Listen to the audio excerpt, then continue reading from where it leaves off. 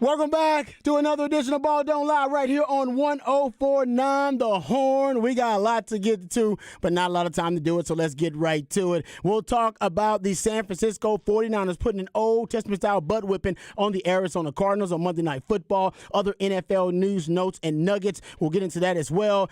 We got a World Cup update coming up for you. We'll give you World Cup updates coming up all throughout the show. Also a Texans Tuesday. Next segment, we'll get into the Houston Texans. Well, what there is to get into about the Houston Texans. Your flex at 3:45. We'll talk Texas, Baylor. We'll preview that, the top of the 4 and the top of the 6 o'clock. Also, Cowboys and Giants. We'll get into that preview because we got a short week to get into it. All right, let's get right to it, my man. He hails, actually, from the 254. He'll tell you that all day, every day. He also was a second-round pick for the Montreal Expos, but a first-round pick for the Austin Radio Network. He originally committed to the University of Texas, but decided to forego the 40 acres and chase his dream in the cheese. Pimping ain't easy, but for him it's a breeze. He is Mike Hardball Harge.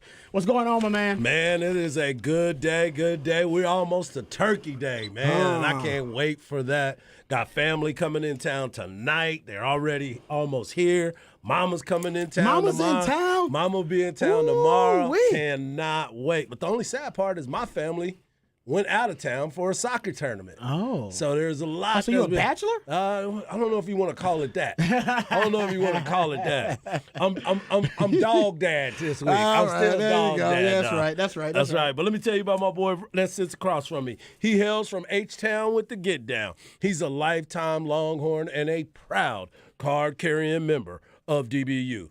Legendary Longhorn Derek Johnson said he was the best cover corner he had ever seen. He's a former NFL DB that still has that passion for film study. But he's not a fan of white condiments. But he is a fan of you, the listeners. He is my man and yours, Rob Babels. I appreciate the intro as always. Gets sweeter and sweeter every time. Let's not waste any time introducing the real MVP of the show, the Idealionaire, one of the hardest working members of the Aaron family. He's got a hustler spirit, period. We don't know what he's paid, but we do know that the man is underpaid. Also, he is the owner of our unofficial mascot, Lou. So shout out Lou in the building to give us good mojo. My man Patrick Davis. What's going on, brother? I'm doing good, doing good. Got another big Texas basketball win last night. That's right. Keeping it rolling. Yeah, we're going to talk about Texas basketball. Did the women won too, right? The women won too. There you go. They got one win before they came back home. That's right. Yeah, they needed it, right? They needed one. They needed one. Yeah, we'll get into that actually in the 6 o'clock. We'll talk some Texas basketball, and breaking that down too. Just keep getting the dubs. Just keep on getting them dubs, and they look actually good while they're getting those dubs too. So we'll talk Texas basketball coming up in the 6 o'clock. Let's get into. Well, you know what? First of all, this is kind of the holiday. We're getting on the holiday editions of Ball Don't Lie, Thanksgiving holidays. We're gonna have a short week. Everybody's got a short week, so we'll have a short week too. So our shows, the official shows, are done tomorrow. My last show is actually today. So because I'm taking an extra day to go see the fam. Well deserved. No, I don't know if it's well deserved, but well deserved. I mean, you come back on Friday though. You coming back? I'm Friday. coming back on You'll Friday, be yeah. back for the game on Friday, so it's not like you're taking a 5-day vacation. No. You are taking a 2-day vacation when most people are getting 4 or 5 days. Yeah, pregame is at 7 a.m. on Friday down at Bevo Boulevard. And I'll be down there hanging out. So I'm just going a little bit early to go hang out with the fam, to go see the fam. So this is my last show. So I'll be randomly bringing up Thanksgiving topics throughout the show because this is my Thanksgiving show. Yeah, I love it. If you're like, hey, what is Robbie talking about? That's why I'm bringing up random Thanksgiving topics. I'll be following. Yeah, you know what I mean? There I'm you already go. with you, bro. Because it's the holiday edition, so we'll have a little fun with that as well. All right, the 49ers had a little bit of fun, maybe a lot of bit of fun with the Arizona Cardinals. I was right that the 49ers would win the game, and I did give you a stat that said they would cover. I didn't think they'd cover that number, but they covered that number and more. I mean, it was a really impressive win for the 49ers. We talked about it, guys. I think we all agreed when we said yesterday, talking about the Cowboys and their big win over Minnesota. We all said, all right, I put out the question, what NFC teams did you put above the Cowboys? Yep. I had the 49ers in Philly. I believe you did as well, Harge, and so did you, Patrick. So the 49ers, once they get healthy, they'll start rounding into form. Do they need to get more rounded in the form? They still got some guys out. I mean, that D-line that was abusing Colt McCoy was backups. Exactly. Yeah. They still got about 3 starters out on defense, I know. man. They are one of the deepest teams in the league. But I'll just say this: when Jimmy Garoppolo is playing at a high level, you really got almost no shot versus the 49ers. Your best shot is to force Jimmy Garoppolo to beat you, and then force Jimmy into making mistakes. The 49ers are 14-0 since Jimmy Garoppolo's been there when he doesn't throw a pick. Right. And that usually means Jimmy's playing at a high level. But, you force Jimmy. And Jimmy's, we know Jimmy Garoppolo. We know who he is at this point. I'm a big fan. You're a big fan because he wins. Yep. But he's not an elite quarterback by any stretch of the imagination. He's probably the best looking starting quarterback in the NFL. He definitely is winning on that level. Man, the man is. I'm a heterosexual man. I'll admit that's an attractive man That's right a there. damn good looking man right there. You know, ain't nothing wrong with that. You know what I'm saying? So, but yeah, Jimmy, when he is playing at a high level, they're really hard to beat. And I've said it before. I think my man Shano, and strangely enough, in this game, we know that he likes to run the football, but they started out giving Jimmy G really the focus and the feature. He was the featured piece in the first half. Maybe they were just trying to break tendency. He went 14 of 21 in the first half, 153 yards and a touchdown. They only had 7 first-half rushes. It was the second fewest first-half rushes for a 49ers team with my man Shano as head coach. Yeah. So Everything worked.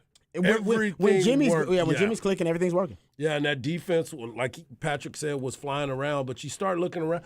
They finally got back to getting the ball to Kittle.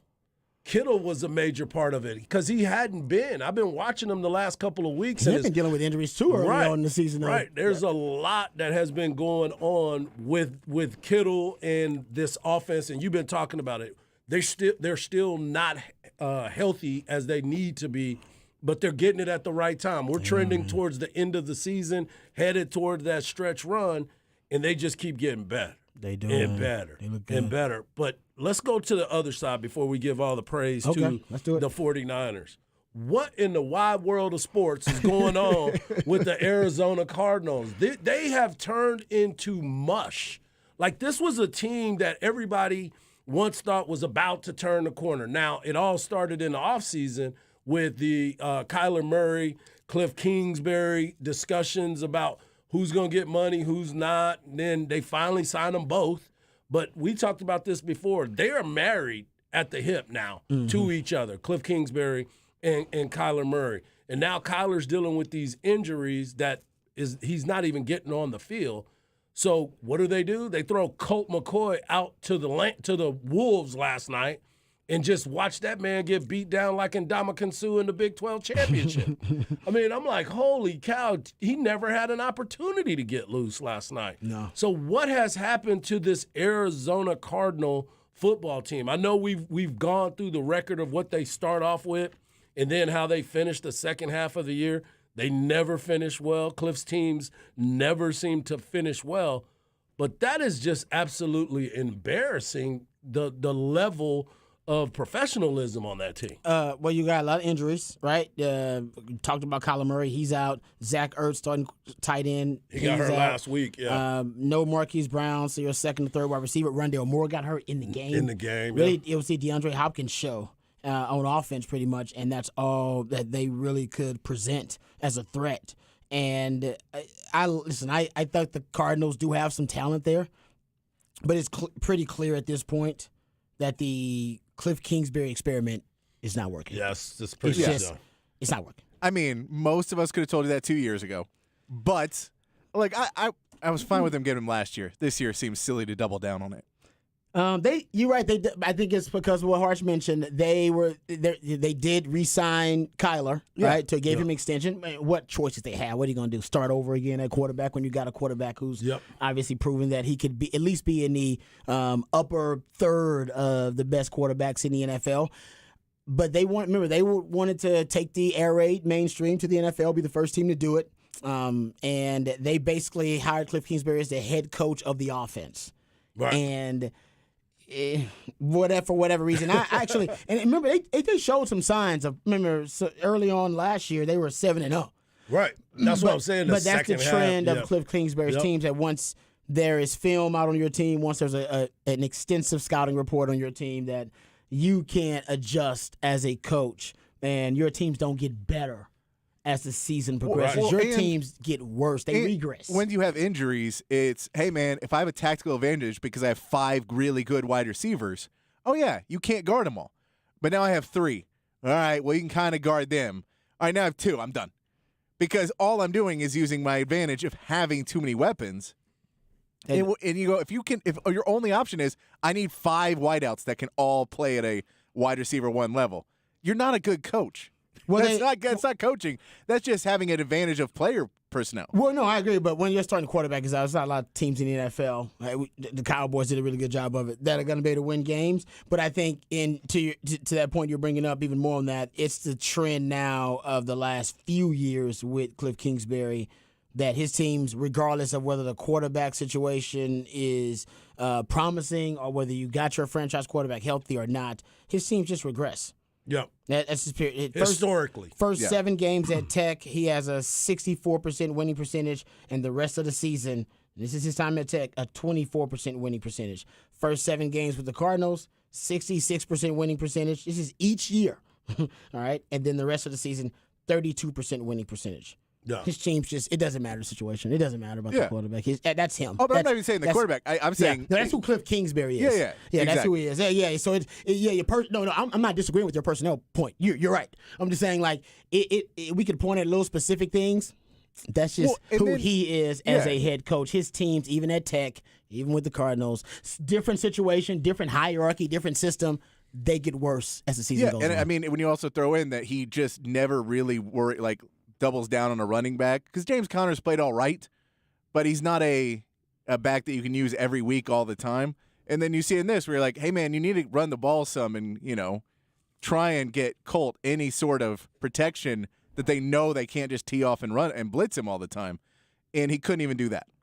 Yeah, he's not gonna last. I mean, he'll last probably this season, but then they'll start looking for a new coach, and they're obviously invested in Kyler Murray, so he's their quarterback, their franchise quarterback of the future. They're gonna be looking for a new coach, and it's an attractive job, but you gotta. My thing was they brought Kyler Murray in to run that air raid system, and he was ideal and compatible with it.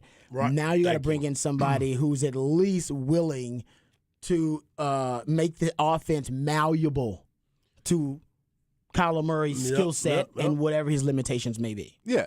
I couldn't agree more with that. And that's one of the things that I've been saying the entire time is Kyler Murray, for his entire playing career, has been in almost like an air raid offense. That's why he was ideal for it. Yep. But now he's going to end up having to do something else and possibly learn a different offense. That's the challenge. Film? I don't like that. He's got to watch film?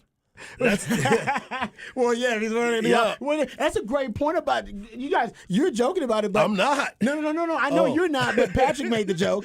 But I can tie it to all together. He's been so comfortable because basically he has been in air raid offenses since he's been in high school. Yep. That maybe he hasn't invested as much time in film study because he's like, dude, this is what I've been running since I was. I was born into this system. I'm like Neo in the Matrix. I know this system so damn well, but I don't like him running a new offense. No, I mean, but look at it. Look air at raid-ish. Look at what Tua's been able to do this year. Yeah. From what we saw Tua before, when you had a coach that said, I will work with your set of skills to make you the best player you can be. Boom. I think that's a better fit for Kyler than, hey, man, let's just do air raid again. It's never worked before, and it'll probably never work ever again, but let's just keep trying it. Yeah. Whatever How many Super Bowls have been won with air raid? 0? His offense works. Ding. Well, the air raid just got to the NFL. I know that's what I'm saying. But to be fair though, he works well in the air raid. I mean, he's done well in it. He won a Heisman Trophy and he got these number 1 pick in the air raid. So it made sense for them to try to move that system with him.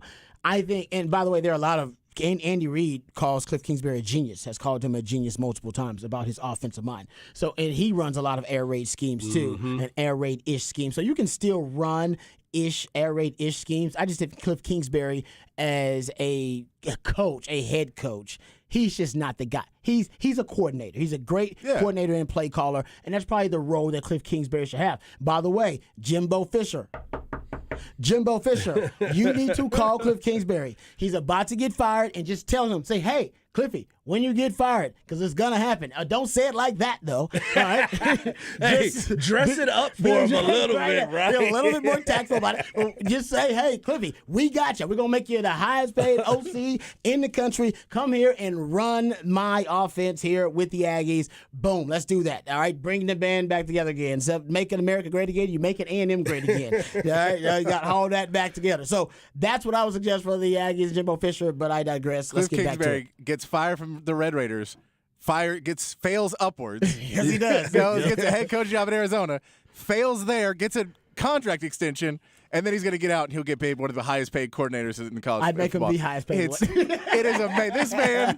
Ding, ding, ding, Hey, ding, ding, it pays ding. to be good looking. It pays, all right? Hey, man, to wear a nice suit. That's That pays to be Jimmy. good. I always say that. Unfortunately, and I don't like it either. But people who are unattractive, they don't get as good of jobs. They usually. Nah, I wouldn't know about that, but No, no, I'm just saying. Patrick. They are people who are unattractive are discriminated against. Honestly, just as any other ethnic group. But the point is, nobody's going to admit they're unattractive enough to get those benefits Right. from our government. So Right. you can't have the National Association of Unattractive People. You can't have that. You can start a disability. coalition.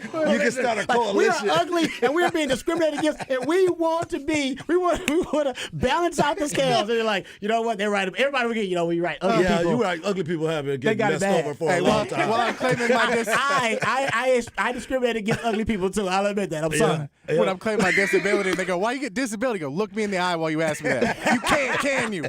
No, that's why I get it. That's what I'm saying. Oh, my Cliff gosh. Kingsbury is the opposite of that. Basically, this Texas says Cliff is a successful failure. Yeah, he's just Very so much good so. looking. He ends up just kind of failing upwards, kind of thing. That is It so happens. wild. They just go, "Man, you had some really good ideas. You're just so That is interesting." so I want him funny. around so I can look at him. He look, Yeah. You know, like Bucky says, he always smells like salad. Yeah, I'm like, when Bucky says that, it makes me a little nervous. I'm like, what kind of salad do you smell, Bucky? Who is his agent? Cliff's got a good agent, whoever he Yeah. is, because you're right, he does a good job. But I I think, think it's Trace Armstrong.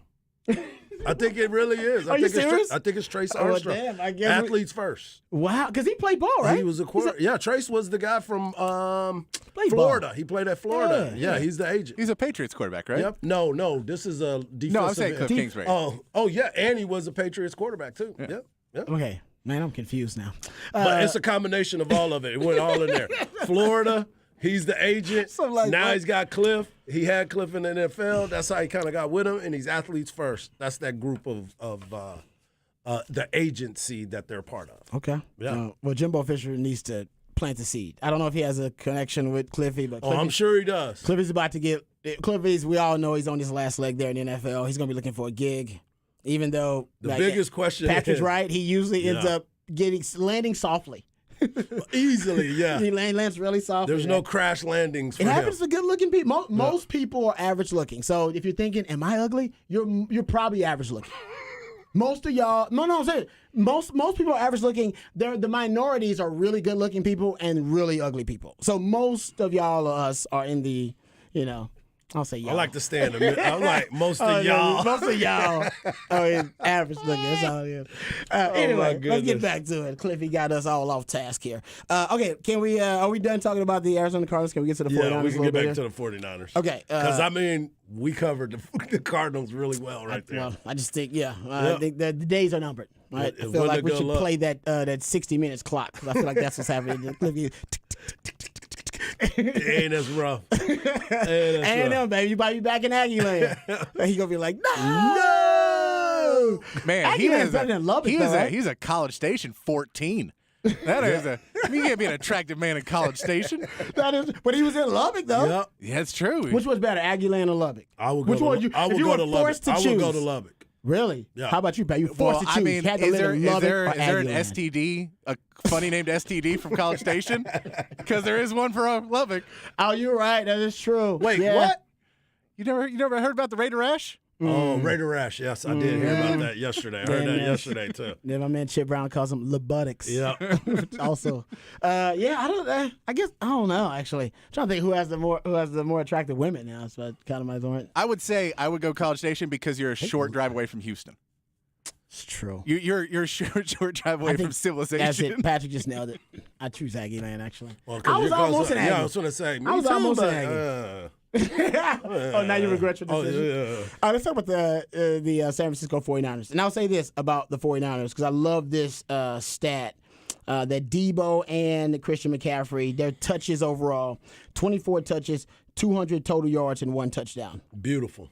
That's that balance we've been talking about, right? Right. That's that balance. He's got 2 toys that he can go out there and play with at any time. I was talking to an Aggie, as a matter of fact, before the show, talking to Chad. And what? You had the preference. What? I was talking to an Aggie. He just happened to be Chad. I like Chad, though. No, we all love Chad. Yeah, It's I just love like Chad.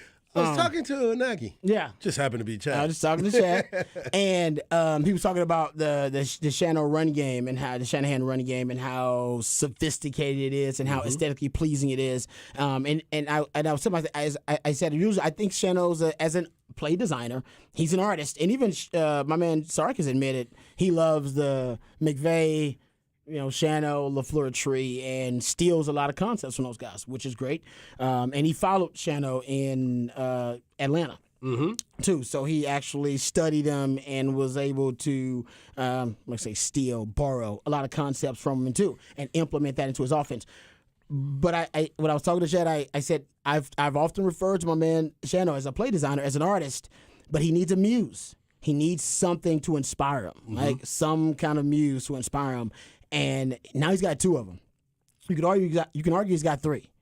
And I've long said on this show as a football theorist, the way to win Super Bowls in the NFL is to strategically, tactically, conceptually, schematically, whichever way you want to think about it, even from logistically, from a front office standpoint, you got to separate from the league somehow. It's a copycat league, so whenever you have an advantage, it's only going to last for so long. Right, the Rams, Patrick brings up there the way they handled the cap, right? The cash over cap thing, which not a lot of people are doing. Now everybody's doing it because it was really successful for them. Now everybody's going to copy that model. When the Philadelphia Eagles won the Super Bowl, nobody went for 4th downs as much as them in NFL history. Nobody went for more 2-point conversions than them. They just, they were gambling. Yep. They became riverboat gamblers, and they won. You look at the Dallas Cowboys and what you want to call whatever their dynasty, but their back-to-back Super Bowls under Jimmy Johnson. They had the biggest offensive line in NFL history up until that point, and it took the rest of the NFL a while to catch up to the Cowboys. And then now everybody's got gargantuan, huge offensive lines. You got to figure out something, get an advantage. I think for Shano, he's doubling down on positionless football. Everybody in the NFL doesn't do it. A lot of the NFL is on it, but they're not extreme about it. He's extreme about it. Debo is probably the best positionless football player at wide receiver. Christian McCaffrey's been the best positionless football player in the NFL for a while, too, offensively. Now he's got both of those guys. Juszczyk is also probably the most versatile fullback in the league, and Kittle at tight end can do a lot of different things for you. Line up at H-back, line up at fullback, line up in the backfield, line up out wide, whatever. With all these different pieces, he basically wants to have an offense that's almost like a Rubik's Cube. And all the different presentations that he can present with all these different guys that can play different positions. He hadn't really figured it out just yet because it's still early, but it also takes a ton of pressure off of Jimmy G. Right. Because it's all about matchups now. Across the board. You got Kittle, you got Juszczyk, you got Debo, you got CMC with positionless football to an extreme. Now Jimmy G's a simple thing for him is find the matchup. Who's got a better matchup? Right. And now across the board. You look at what they were going through at the very beginning of the season. They didn't even have Jimmy G. It was all going to be Trey Lance. Yeah. And I kept saying that is a mistake. You did. That is a mistake. And the reason why I kept thinking it was a mistake because of the sophistication of this offense. The things that you were talking about, even though they just added Christian McCaffrey, it was the same concept. And I didn't think that Trey Lance at this level was ready for that. And the blessing that it was that he was still out there, still under contract. They didn't trade him, and he could walk right back into that offense. And mind you, everybody was talking straight trash about him when he first came back. You know why? The dude was working out on a backfield by himself. He wasn't even part of the team. But he came in, worked himself back into playing shape, action, game time, and now look at him. He's over here he looked through 4 progressions last night when he hit Ayuk on that touchdown on the slant. Yeah. By the way, that was one of the sickest moves. We talk about the move that Worthy put on that dude in the corner. He did that and went back into the middle of the field. Yeah. I was like, goodness gracious. And he hit him on a dime. I mean, he was perfect for what Shano wants to call because he understands it intellectually. That's the biggest thing for me. No, Trey you're right. Lance was going to be running around like RG3 and get his neck broke. Yeah. You know, he couldn't do that. You got to have somebody in the pocket that knows how to manipulate the defense with the looks and how he can call the plays. I've always been a fan of Jimmy G, even going back to when he was in New England. I thought that's why I think Bill Belichick was so upset when he let him go because he saw it. You always talk about your muse. He wanted it. He was the one that could orchestrate what he wanted out of everything. Yeah. And that's big time for him. Jimmy G, put like this, Jimmy G caused Brady to be so insecure. He went to the ownership and went, y'all need to trade this dude or y'all need to let me go. Right. Like, I ain't going to be in no Because quarterback he is competition with this good-looking, dude. He's too. good looking. When I bring my wife around here, she's always like, he's cute. Yeah. What do you mean he's cute? You talking about he's cute. I'm Tom Brady. You know what I mean? And Tom Brady's like, he cute. I got to go. I know he is cute. And he's pretty damn good, too. And he's good. Like, Tom Brady always had a quarterback behind him. You know, freaking out. He freaked out a little bit about Jimmy G being behind him. I feel like Shanahan really wanted one more mismatch in that offense, and now he has Christian McCaffrey, so he has that one more mismatch. But Trey Lance was supposed to be the other mismatch. Yep. He's like, Jimmy G's not a mismatch. He's not. You can figure out how to guard him. Trey Lance is a mismatch. He can run on you. He can throw. He can do all these different things. But he had to learn the offense, which was going to be a problem. Now you got Christian McCaffrey. Like, oh, we just made up for that one more mismatch we needed to have. Totally to agree. where now we can have Brandon Ayuk just be a good red zone wide receiver. Man. When you try and cover and you go, all right, we've got everything covered. And what are you going to leave open, Ayuk or Kittle? Because one of them's going to be open now, and that's how they got 4 touchdowns. I totally agree with you. And that's why Channel decided, well, as long as Jimmy G can manage the game, I got matchups across the board I can win. And that it just simplified it. And now you have to decide. I think he's going to force teams to, week by week, defend them either basically trying to stack the box to stop the run or trying to defend all of their different matchup advantages on the perimeter. He had 7 first-half rushes in that game. That was the second fewest since he's been the 49ers head coach. And Shannon's supposed to be about running the rock. Jimmy G was 14 of 21 in the first half, chunking the ball because they were trying to manipulate those matchups. They're like, no, let's put Christian McCaffrey out there. They're going to put a linebacker on him. Oh, that's easy money. Mismatch, You know what I mean? We're going to put mismatch. Debo in the backfield and motion him out. Oh, they put a safety on him? Oh, we got that. Yeah. I mean, it's just, it really is dependent on how they want to do it. Let's run win a chess screen to the match. outside with Juszczyk in front. And who are they going to bring out? They're going to put a DB to try and catch us on the side and Juszczyk's blocking? He can block 6 DBs. Yeah, no, I'm with. I think I love what's going on here. And I found this little stat too because I know we got to get to break. We'll talk about the Texans Tuesday, but 49ers are more fun to talk about. There are 2 games this season in which the team gained at least 12 first downs on dropbacks, and more than 2/3 of them came on passes short of the sticks. All right, so 2 games this season in which a team gained at least 12 first downs on dropbacks, passing the ball, and more than 2/3 of those came on passes that was short of the sticks. So depending on yak yards, to basically pick that up, both were the 49ers. 49ers versus Atlanta, 11 of 15, and the 49ers versus Arizona last night, 9 of 13. 51% of Jimmy Garoppolo's first downs in the passing game have come short of the sticks. That's the most in the NFL. Creating yak, baby. Hey, what He I lives off always of it. say, He lives off it of it. may not be sexy, but those guys are effective when they get the ball in their hand. You don't have to show me that you can throw it 75 yards through the air down the field. You could throw it 5 and let them get them other 70 because that's what it's all about. They all count the same. No, you're right. And that's why I love that Sark studies, Shano and LaFleur and McVay because they're big on yak. Yes. Yards. And I do love I love the long ball when you can too. hit it. When you can hit it. Yes. Yeah. But when you can't hit it, hey, man. Dump it off. Exactly. Dump it off. Make it easy. Yeah. Work. Don't hurt yourself. Let's work smarter, not harder. All right, we'll come back. We'll get into a Texans Tuesday, talk about the Texans and their matchup coming up on the other side, but also review their matchup this past weekend. All that and more right here on Ball Don't Lie on 104.9 The Horn.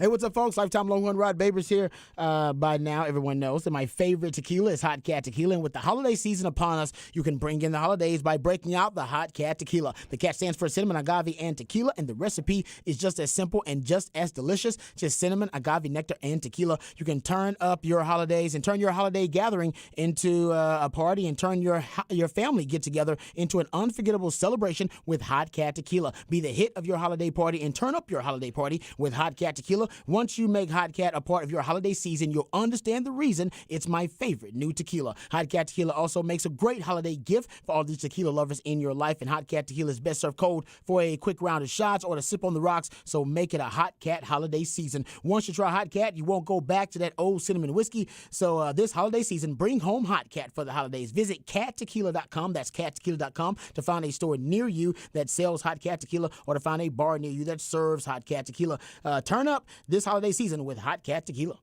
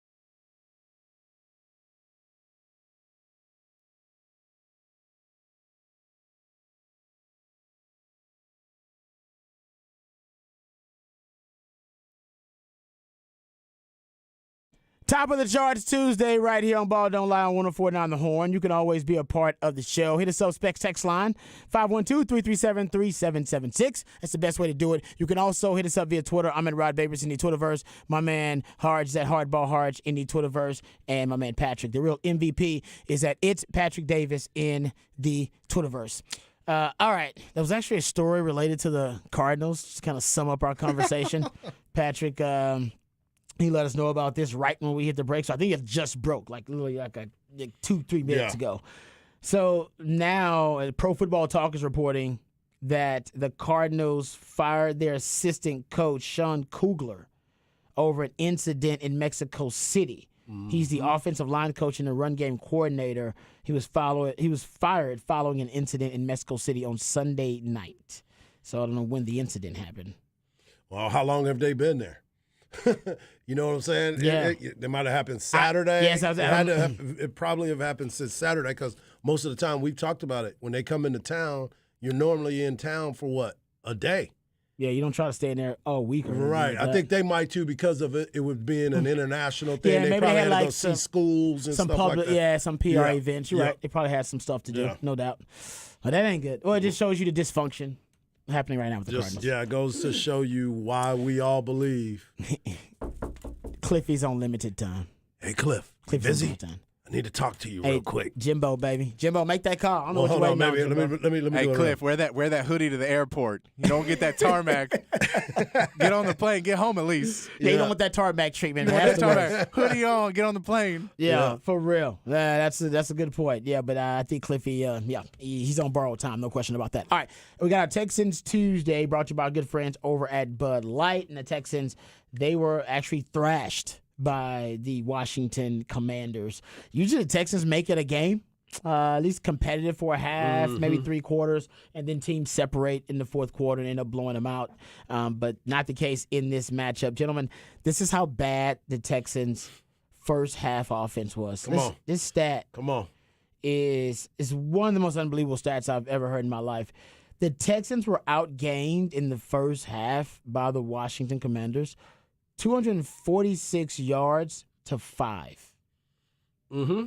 5. 5. I think they started the game 5. and what? Davis Mills threw a pick 6. 5. Yeah, it wasn't a good look for them at all. It was a tough go, right? What? I was really curious to how you were going to react. I know that's not your team anymore. No, no, they're on my team. I'm dead inside. Yeah. I'm dead inside. Listen. I'm emotionally. My wife sees me watch a Texas game, and a play will happen, and it could be a good play or a bad play, and I won't even react. Like I would just be watching. She's like, "Did you see what happened?" I was like, "Yeah, I saw what happened." She's like, "You had I no just response." don't want to talk about it. I have conditioned myself now to have no response to Texas because none of it matters. None of what happens this year really matters. Yeah. It really, unfortunately, them losing is actually in their best interest. So it's a hard thing to accept. I even had a member of our fan base and our listeners call me out and recently when I was out, they said, "Hey, Robbie, you talk about," because they were Texans fans. They said, "You talk about the Cowboys more. You talk about the Texans." And I was like, "This is true." And I was like, first of all, the Cowboys are more relevant, all right, than the Texans. And I was like, but I'm a Texans fan. He said, "You always say you're a Texans fan, but you don't talk enough about the Texans." And I said, first of all, the Cowboys are more relevant. And honestly, and he accused me of basically the Cowboys being my side piece. Like you have a side piece of Chargers. We broke up. Exactly. I mean, because yesterday your side piece cannot be more attractive than your wife. Doesn't make any sense. You got to get a hotter side piece then. Correct. And no, I'm a stalker. I stalk the Cowboys, but I'm not. They're not my side piece. I just stalk them for the show. Yep. I'm a Texans fan, but I know you guys don't want to hear Texans talk. And that's why I don't talk a lot about the Texans. And that's what it comes down to. For these reasons, I'm proud of them. But that you're talking about right now, Davis Mills went 6 of 9 for 22 yards and an interception, while Pierce had negative rushing yards in the first half. So it goes back to your point. What am I going to talk about? Exactly. Where's the positivity in that? That they lost? Lovey Smith's beard looks good. I haven't honestly. I haven't looked at it, so maybe it does. It looks good. It looks good. It's got all gray, that right? white. It's all white. It's all white. Yeah, he like Santa right now. Brown Santa. He like brown Santa right now. Well, he ain't got no gifts for Texans fans. No, he ain't got nothing but cold. Well, he ain't got no answers. He ain't got nothing. They go, "Hey man, how you gonna turn it around?" He goes, "I don't know." Exactly. We're just gonna wait for the draft. They are. I mean, that's Yeah. basically the hope for Texans fans is that they'll have. Right now, the Texans do have the number 1 overall draft pick, and they also have another pick that's right on the verge of the top 10 or right there in the top 10 too. Yeah. So right, I think it's at 11 or 10. I got to go check it out. So those are really, I mean, that's reasons to be optimistic. But that performance by the Texans, even Damian Pierce, who was in the running for Rookie of the Year, I think that game took him out of the running. Yeah, He that's had fair to say he had that. 8 yards on 10 rushes. Yeah, that's not a good look You're for not the going to win year. Rookie of the Year No. with a game like that on your record. It's funny too because you go and you get a chance to see the quotes from some of the people that are involved. Obviously, Lovie Smith being one of them, and Lovie said, "We tried to hit the edges a few times. We tried to hit up front. We have been able to run the football each week, even when there's disappointment. Change the quarterback. You're not passing good enough.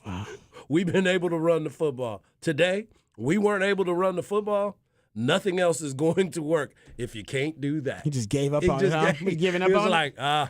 Yeah, just giving up on it. can y'all do a running clock? Yeah, he and get wanted this to- thing going? No, I was at being a Texans fan, it is. I've been there, bro. Yeah, don't get it twisted. It's a sad fandom. The Texans failed to get 200 total yards of offense for the second time in the last 4 games, and they're under 300 yards for the 5th game this season overall. So the offense is starting to regress. The Yeah. offense actually is getting worse. And how about this little stat? You'll like this. Actually, I got some for Cowboys fans here too. Uh-oh. If you look at the 3 bottom 8 yards per offensive play games this season, where teams had the lowest output of yards per offensive play this season, 3 of those came this past weekend. You had the Jets, because man, something's happening right now Yeah, with that's bad. Zach Wilson. I don't know what's going on there. He is. And Garrett Wilson Garrett- holds yeah, Garrett sorry, yeah, Wilson the has Wilson held brothers. no punches. Oh, is he talking bad on his Oh, quarterback? he didn't talk bad on his quarterback, but he was just saying, this bleep is sorry. Oh yeah, no, they Yeah. were horrible. They Yeah. averaged 2.1 yards per play, which is second worst offensive output this season for What any about team. history? That sounds like history. You might be in there, but the Texans aren't far behind. They averaged 2.7 yards per play, which was the 3rd worst this season. And the Minnesota Vikings, Yeah. Cowboys held them to 3.3 That's what we do, dog. yards per play. That's when you let them savages loose. Wow. My man, Micah Parsons, I like to run with the Wolves. I mean, that's what, so the Jets and the Texans, understandable. Those Yeah. are inept offenses. Yeah, but Minnesota Vikings. Minnesota's is not at one of them. home, by the way. Yeah. Minnesota Vikings. That was impressive by the Cowboys. So I'll take it. yeah, Texans lose 23-10 to the Washington Commanders. I would say that Taylor Heineke, though, since he took over, guys, got that juice now. Got that juice. He Man. buys a pair of Jordans of every team that he defeats colors. Yeah, I like love it. that. I love swag, that. man. Yeah. The man's got swag. He Let's see does. if he's gonna walk around with that chain on his neck again while he's drinking his beers. I'm like, nah, Taylor. That ain't the look, dog. That ain't the look. Yeah, remember it was a big deal when Ron Rivera was asked about what separates, the teams in Ding, this ding. division, NFC East, and he said quarterback, and everybody thought he was talking bad on his Yeah. quarterback, Carson Wentz. I don't know if he was talking bad so much as keeping it real. Well, he kept it real this week too. When And keeping it says, real. Taylor Heineke is my starting quarterback again this week, even though Carson Wentz will be our backup. Carson Wentz already got his bags packed. He's ready to move on. He go, I'm gonna play for every team. I want to disappoint every fan base in the NFL at least once. That's a great question. Okay, so who takes a chance on Carson Wentz next? Because he's not going to be in Washington again. The Houston Texans. Hey, then what? It might work out it'll for the work Texans. there. It'll They're work trying there. to lose games, and he's pretty good at losing games. But I mean, not now. They already in a good spot now. Yeah, they'll probably. I'm serious though. Who's going to take a chance on him as a quarterback to start? He's not a franchise quarterback anymore. That's done. Yeah, we but just all as agree a with that. starter for them. Is he okay? Let me ask this question. Let me put this back out there. Mm-hmm. Is he on the same track as Baker Mayfield now? Damn. Think about that. Yeah. Yeah, Baker I mean, I'll Mayfield's tell you the not team gonna be a that starter anymore. if Matt Stafford's hurt, do the Rams does Sean McVay have the confidence that he can make him a starter again? I like that. I Because like Sean that. McVay seems like the type of coach who goes, "Oh, I can make him good." No, Well, I like Sean that. McVay may want to go be an analyst after this Hey, season. man, they all This wish they'd thing, done it. He I'm might just want to do saying. Amazon from here on out. He's like, man, I know I should have taken that Amazon job. He just need. I mean, honestly, I think I think they squeezed the last little bit of juice out of Matt Stafford. I'm not. Well, gonna lie. I'm just saying if he's hurt. Because he's been hurt already a couple times this season. Yeah. He's concussed this time. So if you say, hey, let's go let's get not him. act like the guy didn't lead the league in picks that the year they won a Super Bowl. You act like he was. Like, Hey, man. He wasn't like he wasn't. That was my QB. That was my QB. He played really well. You predicted they'd win the Super Bowl. Yeah. Good, but he still led the league in picks. Yeah. All right. And honestly, if the 49ers DB picks off that damn ball, 1,000%. that basically fell right through his damn hands. It don't even get to the It was Super like Bowl. a punt. Exactly. He dropped a punt. I mean, it's. I don't know, maybe they can send him down to New Orleans. They don't have a quarterback neither. That's true. And Jameis is hurt. He said, "My feelings are hurt." He said that the other day. Did he really? Yeah, they were asking him. He said, "It hurts my soul.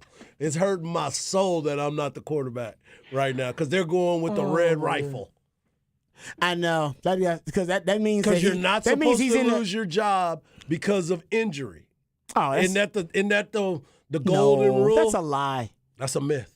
Yeah, that's a myth. lie. That's a lie. Ask Drew It's a Bledsoe myth. about that. Yeah, Yeah, that's a lot I of don't know people who- about that. Drew Bledsoe's doing it to guys who are going on to play for Pro Bowls. Exactly. Again? Whoever said that was a liar. It was a lie at the time, and it's still a lie today. Yeah, that's you what don't they lose said. your job because of injury. And if I need to find that audio because you are going to die when you hear Jameis talk I love about that. James. I Me love too. James I love when he speaks to the J-Bo. media. Yeah. And he speaks to the media and his pregame routine. That was so funny. Licking fingers. And his workout routines are hilarious.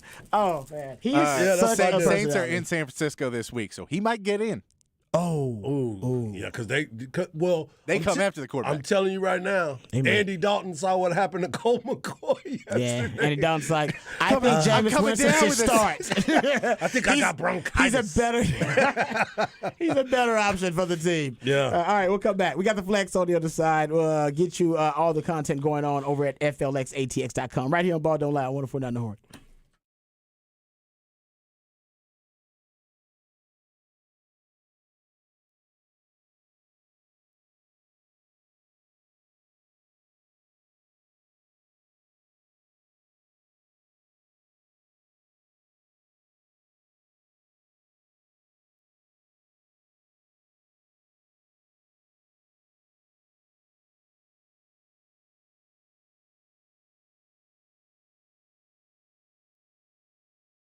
Hey, what's up, folks? Lifetime Longhorn Rod Babers here. Let me tell you about my friends over at Twin Peaks. As a matter of fact, if you're thinking about somewhere to watch all of your football action on the weekends, somewhere where you can watch all the World Cup action, as a matter of fact, World Cup happening right now, you can do that at Twin Peaks. It makes all of your sports watching activities that much better. But what I love about Twin Peaks most, and there's a lot of things to love about Twin Peaks, is their menu. Love the menu. It is a scratch menu. Every delicious dish on the menu is made from scratch. So if you're thinking about a new favorite spot for lunch or dinner or late night eats, don't forget about Twin Peaks. Also, don't forget about Happy Hour at Twin Peaks is back and better than ever. Whatever your preference, they have everything from tequila cocktails and extensive bourbon categories to top shelf spirits and cocktails served over ice balls, local craft beers, and handcrafted whiskey cocktails round out an adventurous drink menu second to none. And don't forget about Twin Peaks 29-degree man-sized drafts. And if you're a fan of Twin Peaks like I am and you like free stuff too, sign up for their e-club at twinpeaksrestaurant.com. You get all types of free stuff, but also they let you know everything happening at your local Twin Peaks. And folks, when you're hanging out at Twin Peaks, at your local Twin Peaks, Stasking location, a San Marcos location,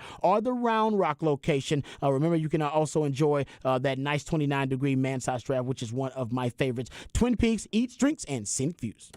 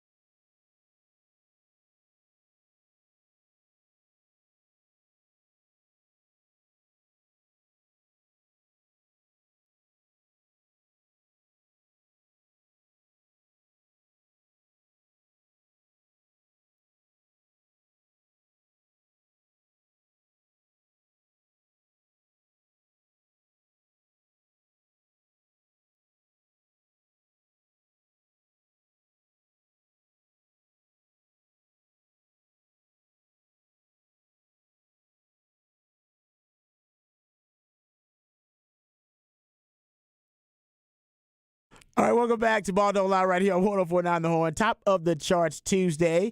We play jams that reach the top of the Billboard charts on this day in history. I want to thank my man Patrick for all of his hard work putting together all the great jams that we hear on Top of the Charts Tuesday. You can be a part of the show. Specs Text Line is the best way to do it. 512-337-3776. Also, you can hit us up via Twitter. I'm at Rod Babers in the Twitterverse. Harge at Hardball Harge, and Patrick at It's Patrick Davis for the real MVP. All right, go to FLXATX.com. There's tons of great content up there for you. We did give some props yesterday to the Dripping Springs volleyball team. The ladies won a state championship, first year actually, that in the 6A that they won a state championship. So continuing a dominant run. There's actually sound up there. My man Zach Lucero got a chance to speak with the head coach. Also got a chance to speak with a couple of the members of the team. So go check that out at FLXATX.com. And of course, there's also the schedule of the upcoming playoff matchups for the teams here in the Central Texas area. Most notably, of course, Westlake's trying to keep the winning streak alive. They're going to be playing in the Alamo Stadium, 2 p.m. versus San Benito. And Lake Travis is going to be playing Brennan. Yep. That's going to be at Canyon High School. Some of these places are kind of straight. I mean, I guess must have some really nice facilities at these spots. Yeah, New Braunfels. Okay. Dripping Springs versus Harlingen. That's going to be in Alamo Dome, 11 a.m. Early. Get up. Dripping Springs versus Harlingen. Vandergrift versus Harlan. That's also going to be in the Alamo Dome. That's a later kickoff. That's going to be at 7:30 for a p.m. kickoff there. Georgetown versus College Station. That's going to be at Waco ISD Stadium. Yep. So that's going to be a 6 p.m. kickoff. Liberty Hill, shout out to Liberty Hill versus Alamo Heights. It's going to be a 1:30 kickoff at Bastrop Memorial Stadium. Lago Vista versus Geronimo Navarro, 1:30 p.m. and Huddle Memorial Stadium. Wimberley versus Gerald, 6 p.m. Gupton Stadium. Then Granger versus Falls City. That's going to be at Matador Stadium. And Llano versus Industrial. That's going to be Hero Stadium in San Antonio at 7 p.m. And Blanco versus Edna. Okay, 6 p.m. Ferris Stadium in San Antonio. A lot of these things in San Antonio, actually. That seems to be the meeting place right? halfway. San Antonio's got like 5 of these joints. Okay, all right. You headed in that south region, that south region when you're playing against those types of teams. So okay, there you go. It's going to be a fun weekend. You know, I never got a chance to play this deep into the playoffs. We won first round, I think 1 year.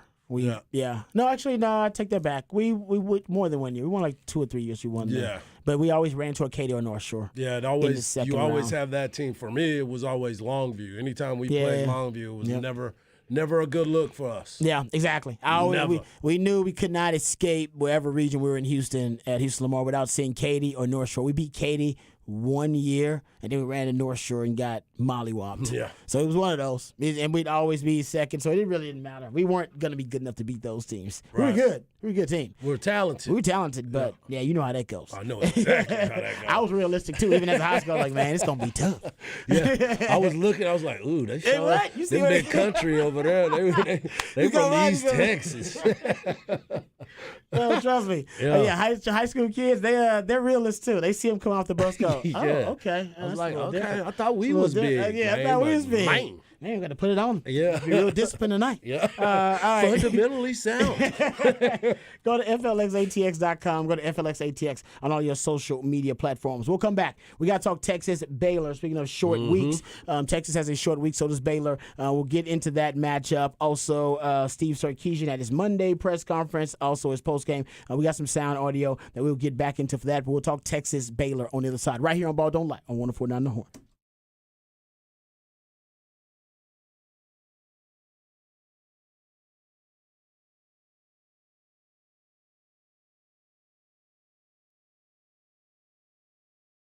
Hey, what's up, folks? Lifetime Longhorn Rod Babers here. Let me tell you about my friends over at Specs. It is the holiday season. Yes, it is upon us, and you know what that means. That means families coming in town. That means friends are going to be around. You want to make sure that everybody is having a good time. You want to make sure that everybody is fat, happy, that they're full, feeling good. That's why Specs Wine, Spirits, and Finer Foods is the one-stop shop for you this holiday season. Doesn't matter if you need wine, spirits, beer, appetizers, hors d'oeuvres for all the family get-togethers. starters. They have everything you need right there at Specs. It's been a Texas family-owned destination for selection and saving since 1962. And trust me, folks, they have a warehouse-size selection there at Specs. So I never worry. Anytime I need to go get me some hot cat tequila or some Bud Light, I go straight to Specs. Anytime that we are stocking up for the holidays, which we're in the process of doing for Thanksgiving and for Christmas coming up, New Year's coming up, it's all at Specs, folks. This is where the fun starts. Also, this is where the savings start, right there at your local Specs. They have the lowest prices and the best selection, so why would you go anywhere else? That's why they've been the 4-time National Retailer of the Year. So if you're looking to step up your holiday cocktail game, also you can get over to specsonline.com. They got great cocktail recipes, also insider info on all those seasonal releases, and best thing about specsonline.com, you can get online delivery, same day delivery right there from Specs Online. It is great. So if you're missing anything and you forgot about something, don't worry. My friends at Specs, they got you covered for all of your holiday festivities. So it's one-stop shop, one place you need to go for the unbelievable selection, but also for the lowest prices. That's Specs. Go to specsonline.com. That's where the fun starts, right there at Specs.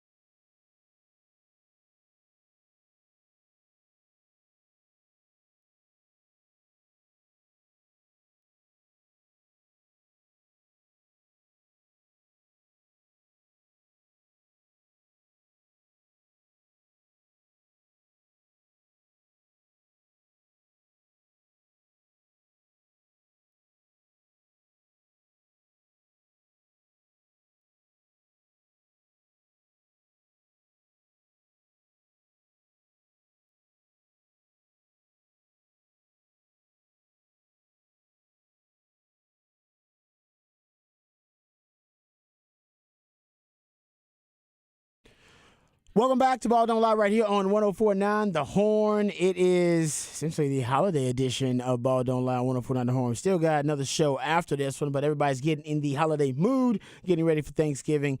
Short week for a lot of the teams, because especially for the Cowboys and the Longhorns, who got to play on a short week, getting ready for the holiday. So we are as well. You can be a part of the show. Hit us up on the Specs text line. That's the best way to do it. 512-337-3776. It is a top of the charts Tuesday. We play jams that reach the top of the Billboard charts on this day in history. And you also can hit us up via Twitter. I'm at Rod Babers in the Twitterverse. My man Harge is at Hardball Harge in the Twitterverse. And Patrick Davis at It's Patrick Davis, trying to reach the real MVP. Texas Baylor coming up this weekend. So we'll dive deep into that matchup as well and start breaking down the individual phases of the game for both teams and the individual players too. So we'll do that coming up here in this segment. Also, we have some time. We'll also hear from Steve Sarkisian. Before we do that, Harge, what you got for the people coming up on Harge Knock Life? Well, since it's a short week and you and I are not going to do a show tomorrow, I wanted to get your thoughts on some of the possible seniors that could come back That's year good. and kind of see what the thoughts are from everybody else. Because it's so rough. And it's a time where you're thinking, this is my time to go because of the numbers you have kind of put up. Do you strike while the iron is hot? NIL. There's so many different things that are involved with this now. point. So I want to chop it up with you and Patrick and kind of get y'all's thoughts and even the listeners. I wonder if And don't talk about Bijan. We're not going to talk about Bijan, folks. We're not 'cause talking I about know Bijan? y'all are going to be like, oh, man, we should give him. He's not a senior. I'm Yeah, talking about seniors. Oh, okay. Well, I'm talking about seniors that's fair. that have the option of coming back. Okay. Yeah, we're not going to talk about Bijan. No. Because we've already talked about it. We talked Bye, about it Bijan. yesterday. Bye, Bijan. I think Bijan should Go, leave. Bijan. Go. Fly, young man. Fly. Yeah. Be like a peacock. Fly. Trying to spread your wings. Trying to spread your wings. Yeah, man. no, I think Bijan should leave just because we know about the shelf life of running backs. Enjoy yourself, bro. Yeah, Thank you. I'm with you on that. But I think that's what Longhorn fans are. That's the basic postseason announcement Longhorn fans are waiting on. Probably the most anticipated one is going to be whether Bijan is coming back or not. You need to bring in Mac Brown to talk to him like they did Ricky. Yeah, hey, You know what I'm saying? best recruiting job Mac ever did. Exactly. It was Mac's greatest recruiting job was keeping Ricky. That's right. Because if he didn't keep Ricky, I don't think he has the amount of momentum earlier. I don't know if he gets the number one recruiting class in the country in 99. Right. If he doesn't have Ricky coming back in 98. I agree. A lot of us, including myself, who came in that 99 class, hey, man, I was enamored with Ricky. A lot of people were. The rebel with a cause. I loved me some Exactly. Ricky Williams. And I always said it. He made Texas cool again. He made Texas the it school. When I was coming up and I was a teenager, Texas was not cool. I hate to admit it. I hate to tell y'all that. Right. Y'all were not cool. Like people did not think Texas was a cool university to go to. They didn't. Trust me. I know. Exactly. Yeah. You were running. I was around here wasn't. the entire Yeah. time. I mean, it was more like Florida State. Oh, yeah. Hell, my man Jerome Sapp went to Notre Dame. Hell, I think my visits were Colorado, Florida State. Yeah, I went to Aggie Land too. Yep. That wrecking crew was pretty cool back then. Yeah, it was making a lot of noise. Ricky and Mac Brown made Texas cool again. Agreed. Yeah, it was their mojo. And then everything kind of took off from there with the number one recruiting class. Then you get, Sims coming in, and then you started getting a lot of these kind of program-changing players over time. And then the identity of it changed. But, hey, I give Ricky a lot of props for that. But anyway, we'll get to that. That's an interesting conversation. I can't wait to get to Harge Knock Life, talk about the seniors coming back because you're right. They are the ones that deserve the attention on senior night. Right. So that's what's going to be going down on senior day, whatever it's going to be. So we'll get to that coming up in Harge Knock Life. Let's talk Texas Baylor while we got some time here and break down this matchup because I'll get deeper into it, and obviously we won't have the time that we usually do because we don't have a ton of shows. We will have the pregame, by the way, starting up at 7 a.m. right there on Bevo Boulevard. So we'll have your complete breakdown and analysis about Texas Baylor there. But in the meantime, of course, leading up, we do kind of a day-by-day breakdown of it. But early on, I do believe it's a good matchup for Texas because Baylor wants to run the football, and Texas is arguably one of the better rush defenses in the Big 12, one of the better rush defenses in the country. Yeah. You could arguably they're a top 30 rush defense in the country, but one of the better rush defenses in the Big 12, and it's proven to be the most consistent aspect of this defense. From week 1, all right, to week 12, wherever the hell we're at right now. I think it's week 12. But either way, they've been the most consistent piece of this defense. They allowed their first 100-yard rusher versus Kendre Miller, and we all know the rush defense was really consistent and stout until the dam broke, basically with that Kendre Miller run and a couple other runs basically in the second half where they just couldn't hold up against a really good team in TCU that has a chance to play for the college football playoff if they remain undefeated. So that's why it's a good matchup. Texas. We know that Jeff Grimes, he runs what he calls the RVO offense, the reliably violent offense. Yeah. Because they want to push you around. They want to play bully ball. Yep. Yeah, that's why. And we'll get into some stats about Baylor. But they wear down opponents in the run game. There's several stats to prove that. But with Texas, you're deep in the interior D line. Probably one of the deepest in the country. You go 5, 6 deep on the interior D line. So you're not going to wear down as much as other opponents will because you got a lot of bodies to throw out there, high-quality bodies without a lot of drop-off when you throw other guys in there in the interior defensive front. And that is the key to defending a lot of that wide zone, all right, that wide outside zone that Jeff Grimes liked to run with there at Baylor, because penetration and disruption have really been the key for the Texas D-line, and that is kind of the Achilles heel and the weakness of that zone running scheme that Jeff Grimes runs. Yeah, it's you were bringing up the numbers and what he runs on the offensive side. They average 202 yards on the ground. Oh, they get after. They get after it. They're ranked 21st nationally. Yeah, they get after. And they're balanced. I mean, they pass the ball for 240 in the game, and they're 29th overall with their total offense with 442 yards per game. Now, what we've seen on the defensive side of the ball for Texas is something that we're not used to seeing. They've come out and gotten better each week, and we talk about it all the time. Yeah. Week-to-week improvements are so important when you start looking at how you gain that momentum. The defense has been doing their part. So for me, I think the run gaps and the run fits that Texas has been playing lately, we've been talking about, giving out great numbers about the defensive line and how they've been wrecking havoc up front. We saw it last week. We were also thinking that Kansas was going to be able to run the ball. We were like, Neal, what is he going to do? Well, Neal was not as effective as most would think because of the way that defense was dialed in. Now the biggest question is, can you generate it again for a third time and coming out ready to play? So that's going to be a big part of it. You gotta this week you have to really, really pay attention to your keys and be disciplined this week. Yeah, you're right about that, because Baylor, they love to lure you to sleep with the run game and then take those play-action shots over the top. Yeah. And they'll involve a heavy RPO usage rate, too, just because they know you're going to be heavily invested in stopping their running game, and they can easily decide to win the numbers advantage there and use the RPO game. Texas has been so stout versus the run and so consistent. Baylor's going to win their fair share. As Harsh mentioned, that's what they do too. Yep. They major in it. They're going to win their fair share. But I don't necessarily think Texas will be overwhelmed by their running game, where Texas could potentially be overwhelmed. And where they do have to worry, in my opinion, just a little bit, is because I think they're going to try to make Baylor one-dimensional. And I'm not saying that's going to be easy, but I do think they can overburden Blake Shapen and force Blake Shapen to have to win in some third and long situations and some predictable passing downs. If you win early on first down, that's why first down is going to be key in this game. We'll get back to that. But for me, if Blake Shapen ends up in the situation where Texas wants him, which is, hey, he's got to go win some third downs, some key third downs, 3rd and 7+. He's going to have to go make some great throws and some plays. He has proven he can do that at times.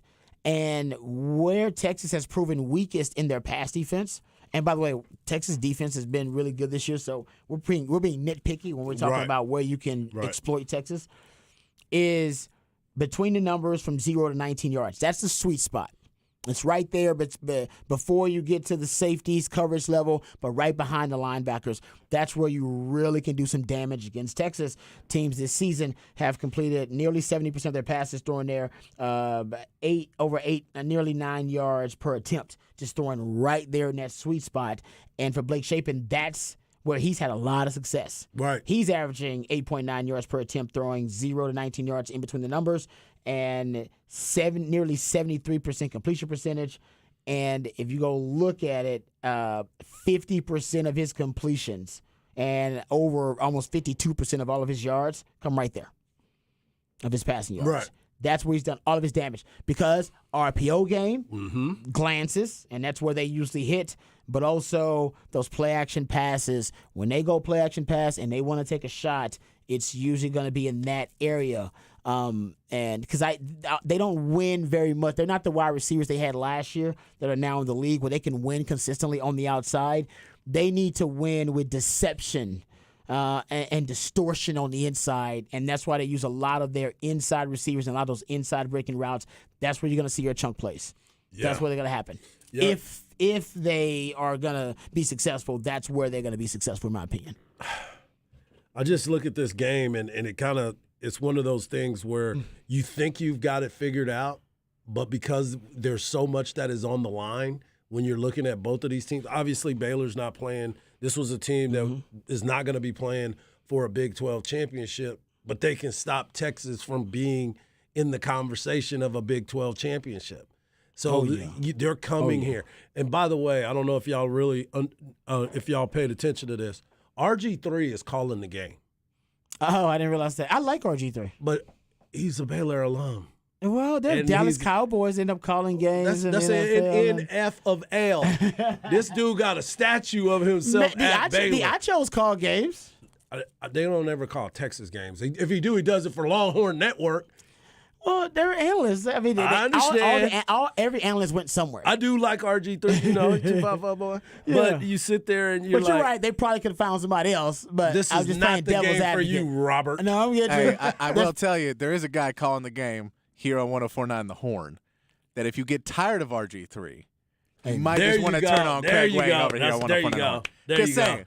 There you go. Craig Wade's better than all them guys anyway. That is true. There that is we can facts all with agree that. on. We all agree That's on that. why one. Patrick's the real MVP. Yeah. Thank you for bringing it back to perspective for us, Patrick. Because I was caught up for just a moment. Yeah. But yes, I look at this game and I'm trying to find out where Baylor is going to exploit Texas, kind of like what you just went through. But the Texas defense is playing at a different level now. And if you take away some of their keys and you stay dialed in, they're going to be in the backfield. I think that Texas gets 3 to 4 sacks in this game, especially if they're going to try to drop back Chapin and be able to think that he's going to be able to throw the ball across the field. I don't think that's going to happen this time.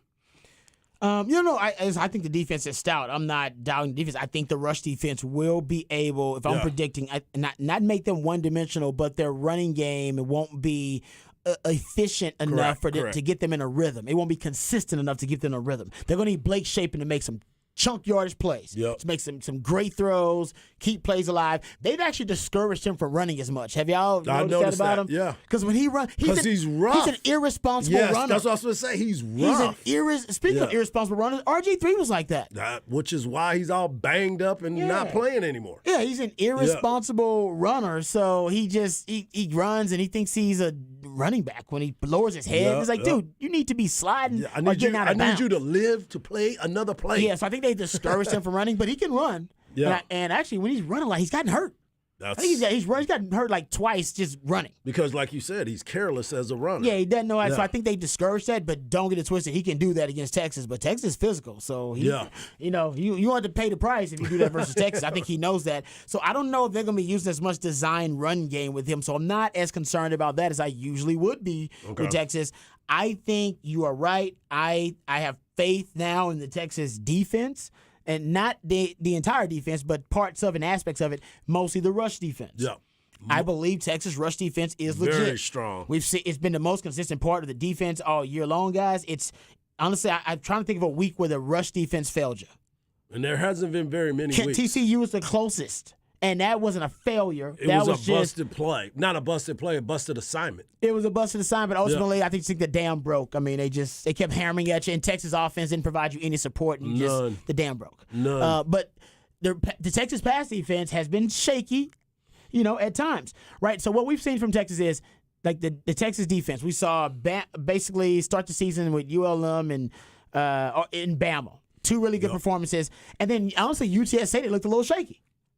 Right? Everybody very, they a little shaky versus UTSA. It's like a little shaky. And then Texas Tech, very shaky. Very shaky. Okay? And then they had the players on the meeting. They bounced back. West Virginia, defense looks awesome. And Oklahoma, defense looks awesome. Mm-hmm. Oklahoma State, not so much. Defense look a little shaky. Yeah. Look a little shaky. As Zach would say, but you know why, though? a little shaky. Because of the problem was, at that time, it was the running quarterback that was the biggest threat for them. And for Frank Harris and UTSA, it was because Frank was a guy that would run to throw and not try to run to run. Yeah, but Blake Shapen can run too. My point is that he can run too. Yeah. Right? My point is that we haven't gotten a 3-game performance like that from the defense, right? Yeah. Even after, like I said, the Oklahoma State performance, then you get K-State where they made a lot of plays in the K-State game, which was really good, right? I like the Iowa State game. They made some plays too there, so I'm not going to say they make plays in the Iowa State game, but Hunter Dekkers had his best game ever. Yeah. Of his career. That's very true. He was dealing. He was willing to do. Willing and Xavier Hudson done dropped that pass. We're talking about something different, right? Yeah. So they had a shaky performance versus we Iowa State a little definitely bit. beat the Texas Bowl. Exactly, but they made enough plays. Right. And then Iowa State made enough plays to win the game. And then the TCU performance, I think, was a dominant performance by them. I think the Kansas performance was a dominant performance by them. So it. I'm looking for this third one to put together to solidify my belief that, okay, the defense, this is a complete turnaround. Like they're legit one of the best defenses in the Big 12 in the league, and they're consistent with it. They're very consistent with it, and they've, like you said, they've evolved. And can we start talking about my man Jahdae Barron probably being first team all conference?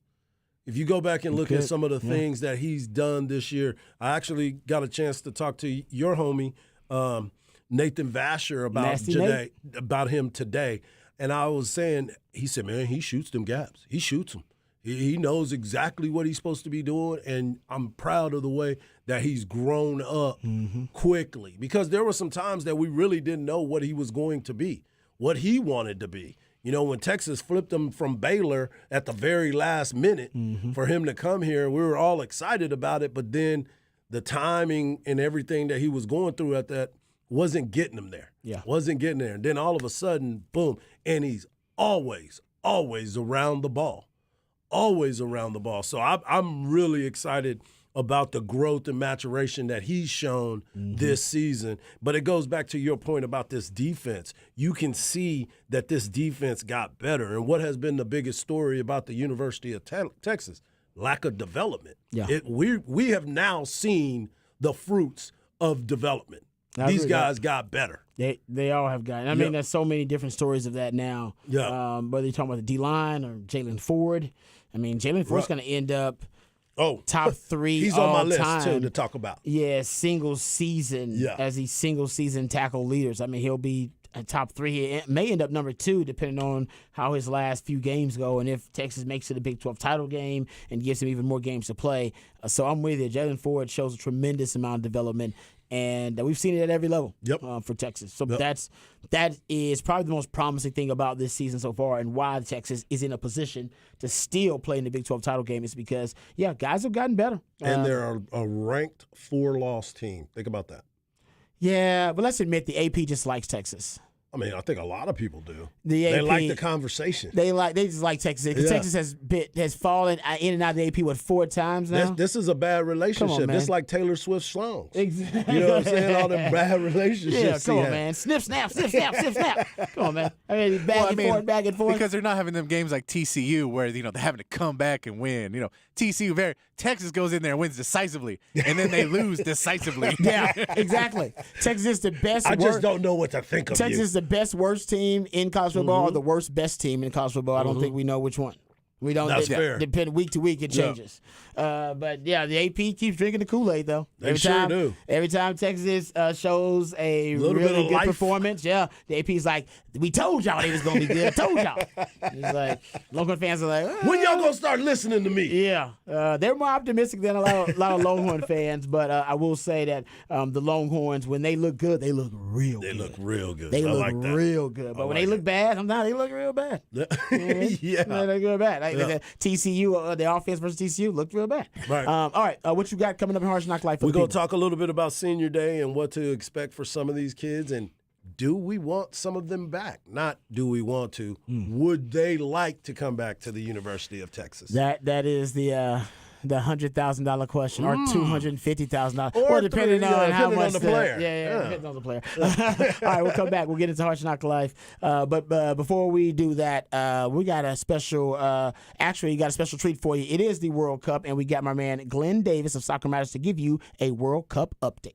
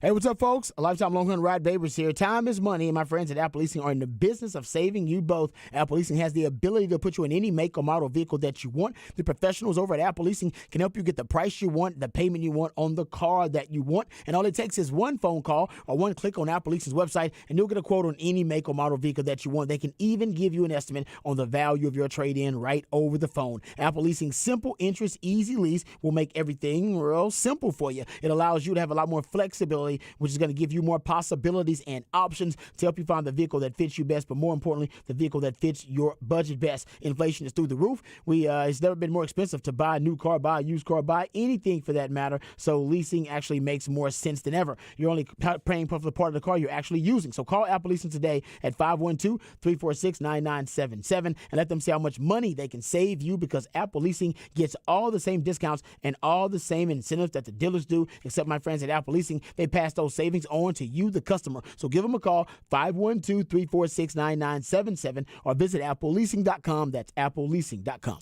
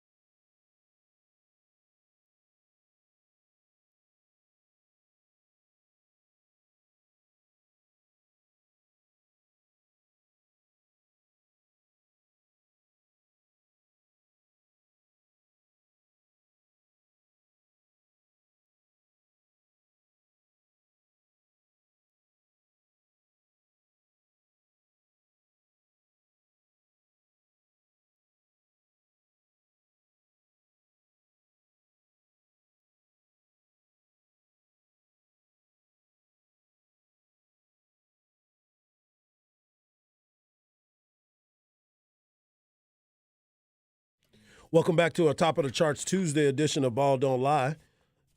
It's your boy Hardball Harge. You can follow me on Twitter at Hardball Harge. You can follow my man Rod Babers at Rod Babers. And you can follow my man Patrick Davis at It's Patrick Davis. We also love it when you're a part of the show, when you hit us up on the Specs text line, 512-337-3776.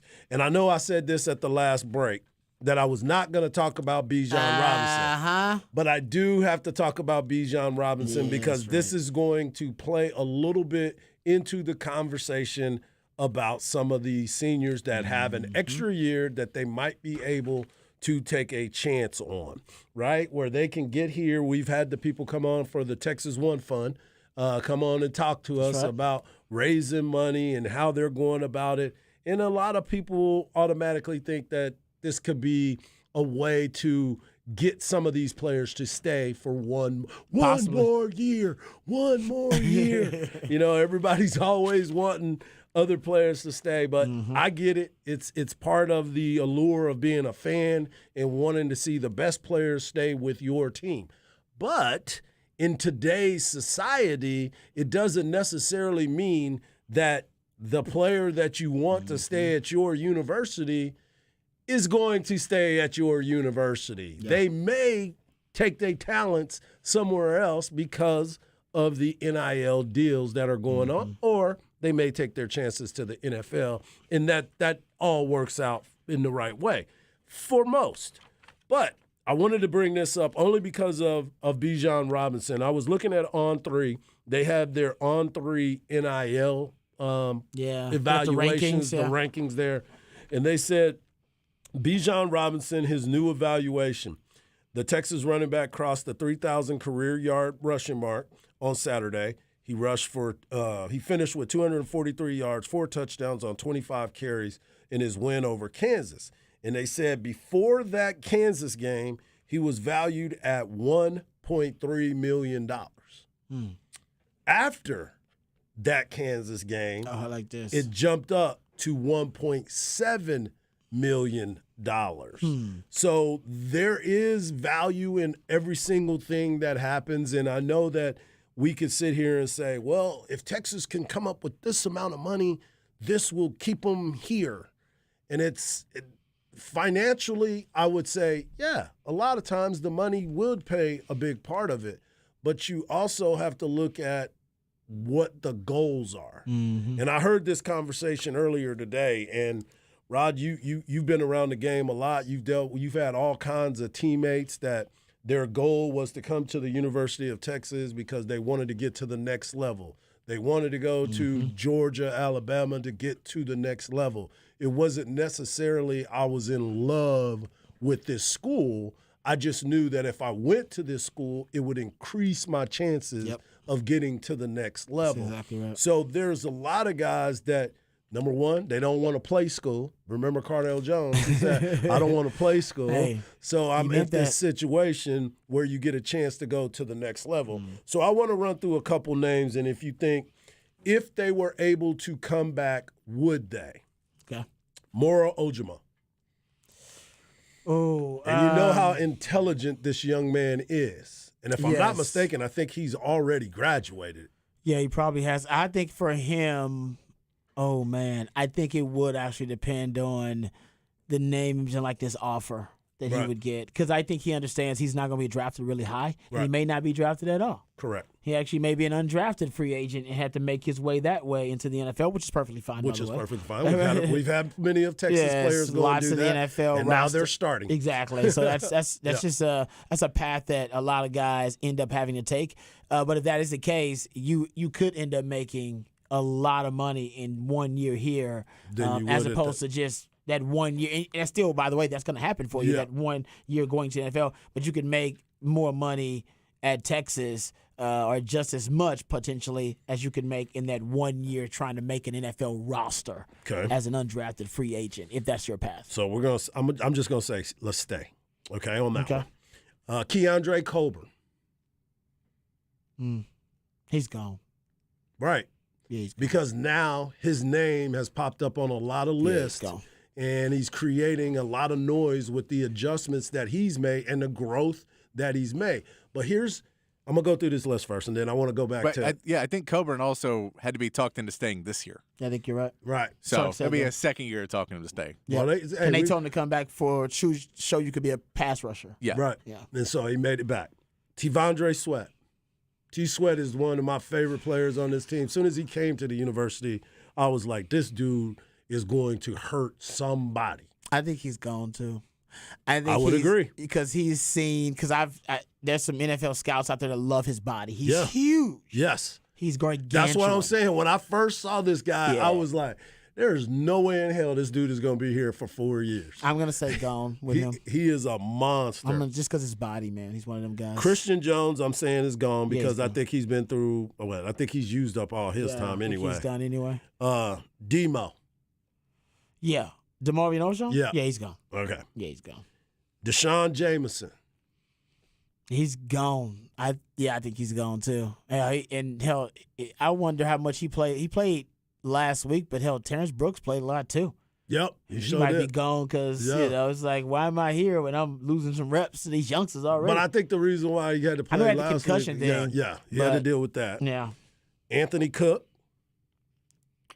yeah, he's gone. somebody who's visited the transfer portal numerous times and decided to fight it out and Yeah, did a he's great gone. job. He's I gone. think he needs a chance to earn that money. Yeah, I think he's gone. Obviously, Rojo. Rojo's gone. Gone. He's already pretty much said as much. He took the invitation to the Senior recent Bowl. Senior Bowl. I think that's an important one. Here's one that is interesting that is still a junior, but it has graduated from the University of Texas, Jordan Whittington. Not sure. I think Jay Witt might stay. He's a chance he could stay, depending on your NIL deal you want to offer him. Well, this is the first year he's been healthy. I know. First year that he's been able to be on the field. I still think he's got a lot of good years ahead of him because I thought he was underused. He's not got a lot of wear and tear. He understands how to take care of his body. Yeah. And this puts him in that conversation of, this is a true leader of this program. I know Rojo gets a lot of the headlines, but I believe when you look at who he is as an individual and what he's gone through, his trials and tribulations, for him to be where he's at, I would say you got to put a good deal together for him That's to what be I said. here. NIL. Yeah, That's probably you what got it's to all make about. sure. Yeah. But Yeah. his first year that he's been healthy, I don't know where his mindset is. His mindset that I may not ever be healthy again, so I need to go to the Right, NFL so I now. gotta take it- Or is his mindset, well, I finally figured it out. I finally figured out how to be a durable, healthy player in this game and how to last through an entire season because I changed my diet. I changed my pregame or my pre-practice routine, post-practice. Post-practice, You know what I mean? All that kind of stuff. So I don't know where his mindset is. That's all. Yeah. So those are some of the guys that I was thinking about with Jay Witt because when you look at let's go back to the defensive line. Okay. So we were looking at this defensive line and what we thought that they should have been for years, right? But they finally got it going. They developed. They got their names in the paper, so to speak. You got scouts talking about them the entire time. Yep. Isn't this the time that you strike while the iron's hot? Because if you come back, obviously we all think you're going to get better. But what about those other groups of kids that are going to be coming out in the draft as well that are getting better too? It's very true. So there's so much that goes into it. And when you're evaluating this, I mean, you had these conversations when you were getting ready for the NFL draft. It's like, is this the right thing for me? I had the conversations about the major league draft. There were so many different things that you have to evaluate in these situations. But we never had this money situation that's been in there. Nothing like it. Nothing Close. like it at all. Yeah. And then factor in this too. And this is something that has kind of not been talked about as much. And it used to be a bigger deal a few years ago. But the age of some of these guys. Because of the COVID used year. but the NFL used to always look at, we want to get some of these younger players so we can have them through their stronger years where we can get them to the next level of their talent. Well, now some of these guys are 23, 24. It's because of the COVID year. Because of mostly. COVID, Yeah, though. it's a COVID year But mostly. but you still, age-wise, you're not getting that COVID year back, but you've lost some time that you would have had in the development in the league. So I wonder, because let's take Major League Baseball, for instance. You see some of these older guys getting drafted later as opposed to being a high draft pick. Now you're 23, 24-year-olds, just like I told you about Ivan Melendez. You know, Ivan, he's older. He's an older player, and how quick is he going to progress through their minor league system? True. So it's the same when you start looking at some of these players now as they're aging themselves. We used to make fun of BYU, where they were having all these old men playing for them because they went on those mission trips. Now you're looking at, hell, everybody's that old. A lot of these teams. A lot of those guys coming out. You know, they could have families by this point in their lives. So I just always wonder if that has something to do with, should I stay or should I go? Am I losing another year that I might not even be at the same level that I am now? Yeah. It's a big decision to be made, but I wish all these guys luck. But I was just curious to what your thoughts would be on some of these older players that have now turned the corner, because we have seen a development. And the last guy I wanted to ask you about was Jalen Ford. Do you think Jalen Ford is somebody that needs to test the water, so to speak, to see if the NFL is looking at him? Because you just said he may have a record here at the University of Texas that none of us saw him getting. Mm-hmm. But the development was so fast, and he just jumped out of nowhere, so to speak. And now he's got his name all over the place for possible player of the year in the Big 12, defensive player of the year. Yeah. With Jalen Ford, I think he'll put his name into the advisory committee. Yep. 3 grades, first, second, or go back to school. He'll probably get a go back to school grade. Not necessarily because he's not a good player, just because the value of the linebacker position is low. So unless you're just a top end guy, it's not considered a premium position at off ball linebacker. Is he a guy that will get drafted? Yeah, of course he get drafted. And I think he'll run faster than DeMarvion Overshown. I think he's going to test better than DeMarvion too. I think so too. And he's got a lot of, obviously this year, great film out there that's not even done. So for him, he just got to be cool with being a mid to late round draft pick. Yeah. And if he's fine with that, he can leave and go to the NFL and just finish your development there. If he believes that he can really push his draft, the conversation with him will be about how much he believes or how much you can sell him on pushing his draft stock higher. Right. Because if he believes I'm just going to the league and I just get to the league as fast as I can so I can get to the second contract, then you're not going to stop him anyway. Right. But if you can convince him, hey, we can make you a second round pick. If you want to come back here, we can make you that good. But it's hard. At linebacker, the value of the position is not a premium position. Right. It's almost like safety. It's kind of what Caden Stearns was arguing. Like, man, I'm just gonna go to the league, right, and go ahead and get. And I'll finish my development in the league. Yeah, it's like, I know I'm gonna get playing, and he was balling out of control. And he's balling in the league. Honestly, Locke. Yeah, for some positions, honestly, you're not pushing your draft stock any higher. Sorry. Right. And if you're thinking, I need to come back to Texas to get developed, you can argue that now. But prior to the staff getting here, there was a better argument to just go to the league. Right. It's like, I'll go to the league and get developed. I'm fine. Yeah. You guys aren't doing that Thank much. You guys. Thank you guys. You guys have taken me as far as you can take me. Better. Yeah. But now this group can actually sell development. I dig it. Yeah. I dig it. So, no, it's good stuff. It is a really good conversation. I don't know what Jalen Ford's going to do. I think he's probably got one of the toughest decisions to make. Mm-hmm. And then after him, Jay Witt's got to figure it out too, because you got other receivers coming in. Right. Guys like Jonte Cook and guys like that coming in. Right. Youngsters. Hey. Sark funnels his usage to certain receivers. JT Sanders ain't going anywhere. Yeah. He's gonna get more attention. He should. I wonder if Jay Witt will decide, you know what, it's not worth it to come back. Because they're not even throwing me the ball now, and I'm healthy. That's kind of thinking, it's like, I'm healthy. I thought I was going to have a breakout year, and I was healthy, and I look good, but these guys, they're not making me the featured star. Right. I can do this in the league. Facts. So, I don't know. It's a good decision. You're right. NIL has changed everything. The transfer portal has changed everything, That's a great point, too. Because as soon as somebody say, hey, my name is in the portal, everybody start, put the money together. Yeah. Let's see if he can come and impact our team right now. Yeah. It's not just go to the NFL to see what your value is or submit your name to the NFL. Also, you got to think about submitting your name to the transfer portal to see what your value is on the open market in college now. Holla at you. Right? Yeah. No doubt. It's not the transfer. The game has changed. Yeah, I don't even call it the transfer portal. I call it the transfer market. I mean, Yep. that's what it is now. It's you can. And a lot of guys, trust me, even from Texas, might decide I'm gonna see what the market has. You can always pull your name out of the portal. Yeah. but But does the team start looking at you a little side eye, like, what you doing, man?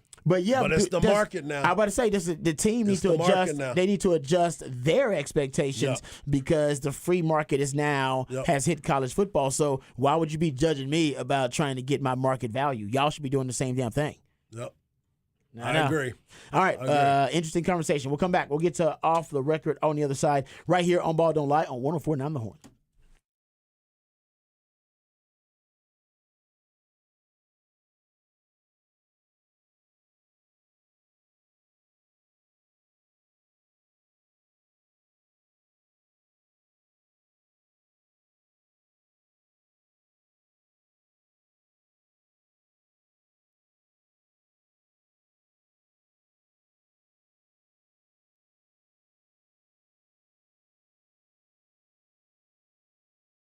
Hey, what's up, folks? Lifetime Longhorn Rod Babers here. With thousands of sports books to choose from, you need a platform that's simple and easy to use like MyBookie. You can stream games at MyBookie, make it easy on yourself that way, and then you can stream games and live bet while you watch it. So every hit, sack, and touchdown could be another shot to put money in your pocket. Sports betting is intense enough, and you shouldn't need to sweat your payout. So use the promo code HORN, HORN, only deposit of $50 or more, and you can receive up to $200 in cash instantly to your MyBookie account. MyBookie has a no-strings bonus that lets you cash in and cash out quick, and MyBookie has the biggest online selection of odds, prop bets, and contests to fill all of your sports betting needs anytime, anywhere. Will CeeDee Lamb have 2 touchdowns, or will Tony Pollard rush for 75 yards this weekend? You can build your own prop bets at MyBookie.com. It's that easy. Use the promo code HORN, HORN, to claim your deposit bonus and give yourself the competitive edge. Bet anything, bet anytime, and bet anywhere. As long as you're betting with my friends at MyBookie, you're betting with the best.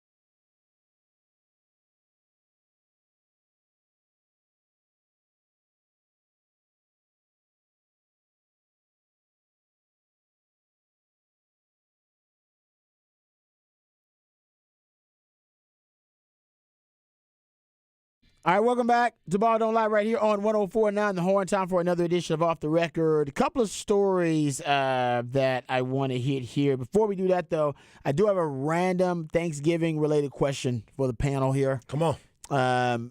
3 items that must be at your Thanksgiving Day feast. You want me to tell you now? Yeah. My mom's cornbread dressing. Cornbread. Yeah. It's good stuff. Banana Is it pudding. sweet cornbread? Oh, yeah. Okay. Oh, yeah. Jiffy. sure. Come on, dog. Well, I'm making sure some people cornbread ain't sweet. I'm like, ugh. First off, you talking to me, homie. I know. They're sad. There's houses like the cornbread like that. Well, it ain't sweet. I don't want that cornbread. Cornbread, banana pudding, and definitely, always, you have to have my green bean casserole. Oh, is that with like onions and stuff in it? Yeah. Not like, no. It's got the little Little sprinkles on it? The little crust things. crusty. Oh crusty yeah. onions, Oh, I don't think I'm vibing with that. What? The green bean casserole? You know what it is? Off You know the what it chain. is, Harge? It's kind of white. It's got a little white stuff It in there. does, Yeah, yeah, that's what it is. that's what it is. You can't. You It can't does do have it. stuff like that. Yeah, in that's it. why you. That's why you can't do it. And extra macaroni and cheese, dog. Oh, the mac and cheese is good. Yeah. Yeah. All And right. it ain't no crab. You made up for it with the mac Yeah, and yeah, cheese. yeah. That's a must have. Yeah. Patrick, You know, I go ham. I'm more ham. you're more ham. I'm more I ham like than that. turkey. Okay. But yeah, I'll go ham over that. I I'll like go. that. No, I'm not hating on the ham. I got my mom make some good dressing. I like the dressing. Okay, nice. And is it dressing or stuffing? It is dressing because it is made outside of the turkey and kept outside of the turkey. There it is. I like Okay. that. All right. I like Make sure I that. like What that. about yourself? Oh, No, wait. you got one more. One more. You had 3. You had your stuff. You like the dressing. All right, and I'll probably go. It is easy, but you get some good mashed potatoes with gravy. what can't color, go wrong. What color is the Yeah. gravy? You know what? I'm equal opportunity, but I go brown gravy on I Thanksgiving. think all gravy on Thanksgiving is brown. Yeah, you got to go brown. Yeah. I mean, It's actually one of the few times a year where people prefer brown gravy, which should be the case all year what round. should be uniformed? Yeah, Yeah, I mean, brown exactly. gravy should be the default gravy, and for some reason it's white. Well, for some reason, I know why it's white. Yeah. But to say that the default gravy should always be brown. I actually think every restaurant should have both gravies, white and brown. Yeah, I agree. Yeah, I'm a female listener number 17. Green bean casserole. I asked you for your go-to. You say green bean Yeah. casserole. I'll have a green bean, a good Even- green bean casserole. Yes, I'll have a good one. Exactly. But it's not a All right, go-to. all right, what's your 3? First of all, I changed up my go-to. I gotta have a fried turkey now.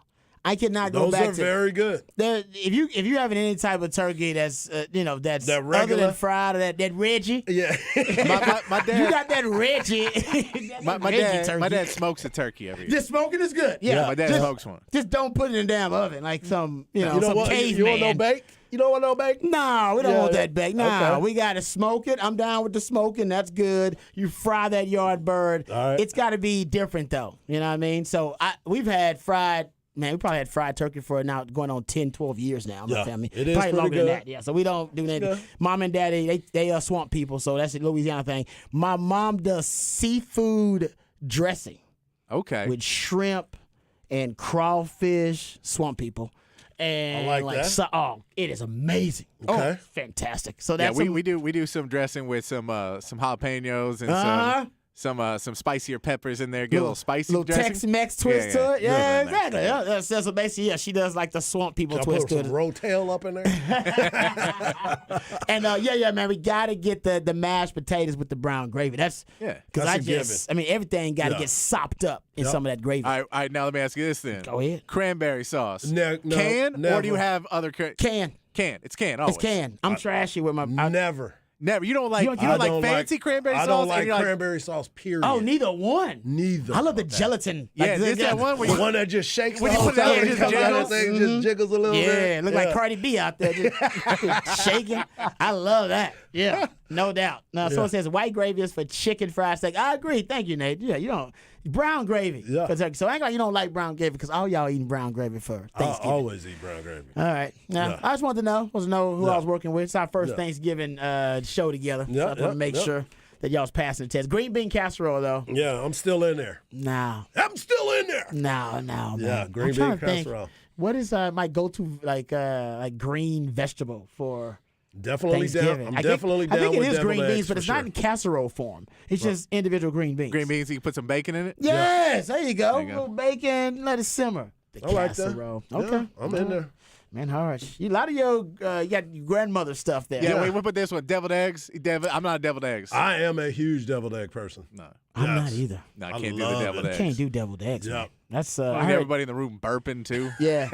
No, that's what. Oh, it ain't all the burping. Yeah. Because that's like the older the family, the less they care about their burps is in your face in the middle of a conversation. What up, Rob? So how's things going at the radio station?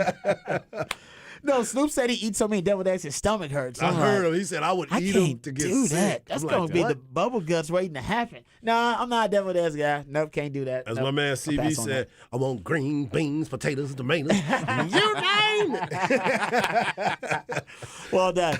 Well done. Dated reference. Well done. That's right. All right, we'll come back. We got Cowboys, Giants. We'll start talking about that and previewing that matchup. Also, NFL news, notes, and nuggets. How about this? That guaranteed contract that the Browns gave Deshaun Watson may come back to bite the NFL. We'll talk about that on the other side, too. All that and more right here on Ball Don't Lie on 104.9 The Horn.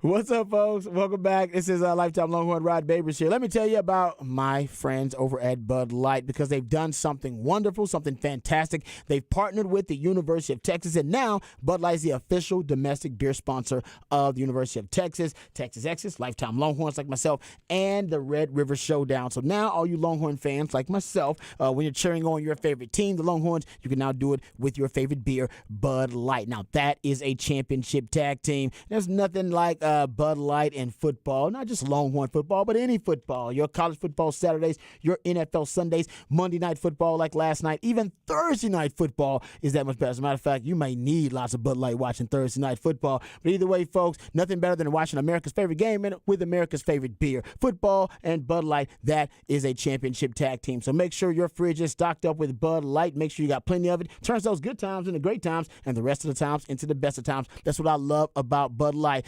Brewed right here in the heart of Texas since 1982 by Texans for Texans and proud of it.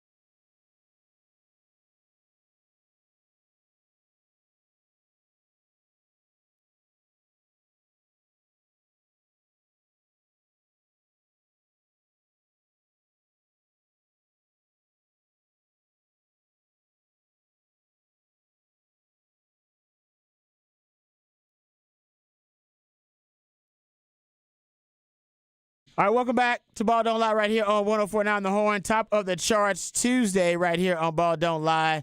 The Specs text line now lit up with those giving us their Thanksgiving festivities and traditions, which we appreciate.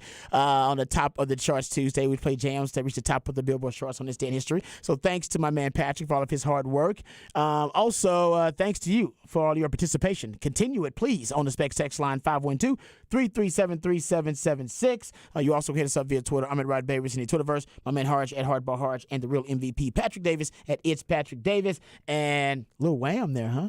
Yeah. Lil Wham? Little Wham. Lil Wake Wham, me huh? up. Wham. That was Like well that. done. I want Can to you make name sure the other guy in Wham? Ooh, other than George Michael? Other than George I Michael? forgot his man, I don't name. know. I know his name, but I forgot it. What is it, Patrick? Yeah, Andrew Ridgely. Ridgely. Ooh, Andrew wow, Ridgely, that other is guy a in Wham. great trivia question Yeah. for black people. Great trivia question for Andrew. Because most white people don't get it. Black You people think like, I white don't people know know what that too? I like it. Huh? I don't think white people know that. Yeah. The Okay. only reason I know it is because someone told me it once, and I was like, "Well, great, that's locked in my brain for the rest of my The life." person that said, was they white? The person that told Of you? course. That's my point. It's the first time I've ever talked to Wham with black people in It's my like, life. you get- It's not how often does Wham come up in general? Yeah. That is true, but definitely among the African American community. But I will say that black people do love George Michael. They love George Michael. Yeah. Like you can go play you can play George Michael at a black family reunion and you'll get no complaints. Like people like George Michael, but they probably don't know what other But guy only is. if it's Careless Whisper. Well, no, he got some other jams too. Yeah, Only if it's Faith Carol. and, Oh, yeah. You what? can play I that Want one. Your Sex. Yeah. Is that another one? Yeah. Yeah, no, he's got some good ones. George Michael was freaky. I like that about George Michael. Oh, yeah, yes, he was. Yes, he was. But there you go. That's a great trivia question, though. I like that. That was a great Patrick. trivia question. Yes, he was. He Oh, was yeah, no arrested doubt. for being freaky. That's how freaky you get. Oh, I'm surprised. I thought he was going to remake I Be Stroking at one point. That's what I be doing. I Be Stroking. All right, let's get to let's get back to Beck Sex Line. A lot of folks let us know about their Thanksgiving traditions. And a lot of folks here love to change it up, and I appreciate that because we did barbecue a couple of times for Thanksgiving in my house, and honestly, I loved it. Yep. And I told my family, I said, we can do barbecue every damn Thanksgiving, and I would not complain. One texter says, screw turkey, Mexican food for Thanksgiving, Yep. tamales, enchiladas, more tamales. I like that. I like it no too. question. I'm I a like big it fan. too. My man Dwight Rabbit wants us to know gravy is brown for beef and white for poultry and ham. Just saying, dudes. He's very particular about his brown gravy. Whoa. That's what he says. White for ham? He said, I There's guess no way I would do that. I don't put gravy on my ham either. I don't think you need gravy for your ham, but it just saying. Yeah. And then one text said, it's giblet gravy. Is it giblet or giblet Yeah, it's one of those for things. Thanksgiving? Giblet or giblet? It's I still think gonna it's be a brown. giblet. Is it And then a giblet? gimlet's a thing, too. I have no idea. It's 'cause still brown. My grandmother used to make both, I think. Giblets and giblets, I believe. She make both I of think those that's for how I gravy get for down too on our side of the family for sure. Yeah, you don't try and correct her. You're going to get hit if you try and correct her. Yeah. Oh yeah. Oh, someone says Tyler says we're hosting Thanksgiving for the first time for our family, and they can't wait. We did that once. Did you? Yep. You Oh, hosted, oh, I'm yeah, sure. for sure. Yeah, we did it one year, and my wife was overwhelmed. She had a good time though, but it was it's a lot. It's a hosting lot. Thanksgiving it's stressful, When you're man. the host, it drives you nuts. When you're the host, there's Yeah. a lot of I responsibility. like to be the Now- person that brings God bless you. Tupperware with me, and so I can just leave when I'm done. You I'm can- back. I You bring come my in with own. the Tupperware. Oh yeah, I got Oh, it so in you my can car. take your plate to go. Oh, every time I keep it in my car. So they have to make you a plate with foil and everything. Yeah. You got your no, own. don't worry Tupperware. about it. I got mine. Don't worry. I'm just gonna sit it right here. Don't worry You about know it. what? Actually, that's a smart move. Yeah. I'm not gonna lie. That's a veteran move by Yep. you. Savvy. I'm the oldest of the grandkids. Savvy. I'm the firstborn in my family to be the grandson. So all I'm telling you is this. That's how I roll up in there. I get away with a little bit more than everybody else. Of course you do. Of course. Yeah. Because you got the big. Mom, I only find the big Tupperware. Exactly. I didn't have the little ones. You got to get a big one. Oh, baby, I expected you to bring your plate. I expected you. You know what? That is not a bad idea. And Yeah. next time I hang out at somebody's plate, I might bring my own Tupperware. You should. I might just steal that idea. Be like, no, save that for us. It's a good idea. Your paper plate will probably good. fall You know, apart by the time I get in the and car. then when it gets your car, you don't have to worry about balancing it so it don't fall on the Exactly. floor and you have to break you got something. your own You stuff, just man. make it about the environment. Yeah. Be like, look, I'm trying. You don't want to waste resources. Well, Well, I brought Tupperware. obviously, Rod B cannot make that claim considering my prep for these shows with all this paper. So I'm trying to equal out my carbon footprint. my carbon footprint at this time is disturbing. Okay, let's get back to it. Let's get back to some Cowboys discussion here, gentlemen. They got to play the Giants coming up next, and the Giants, we all know that's one of the big surprise teams of this NFL season. Brian Daboll's done a hell of a job. Most of the credit, I think, is due to Saquon Barkley just staying healthy. Saquon Barkley is healthy now, so the offense has an identity. But I love what Brian Daboll has done. One of the things he's done that's just been really smart is not only building the offense around the running game, which for the Cowboys, that is their Achilles heel. That's their rush defense.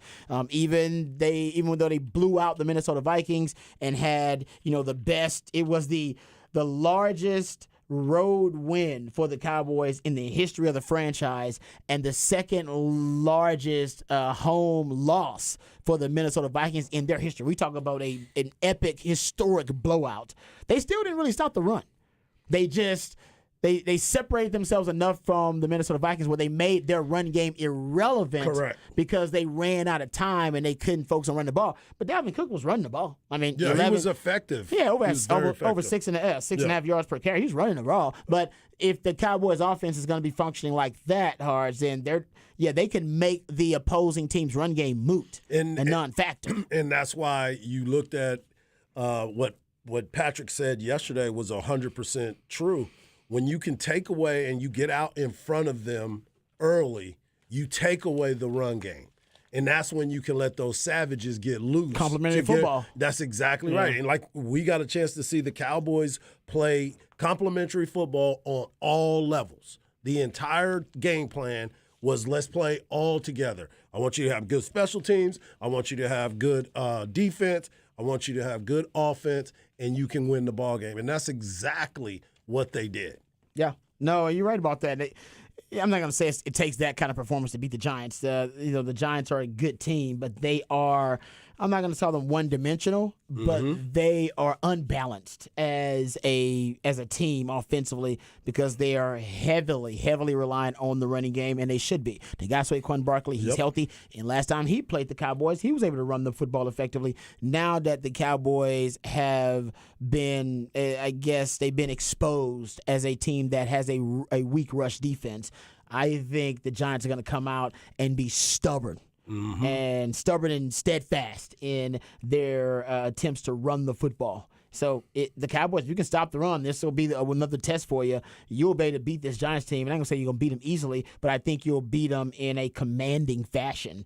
But if they can't stop the run, then it could get interesting. I think the Cowboys are a better team, so they'll win, but it could get interesting if they can't stop the run. Yeah, I believe that this team in New York is kind of, they're about to hit that downslide that we thought was going to happen in that first year.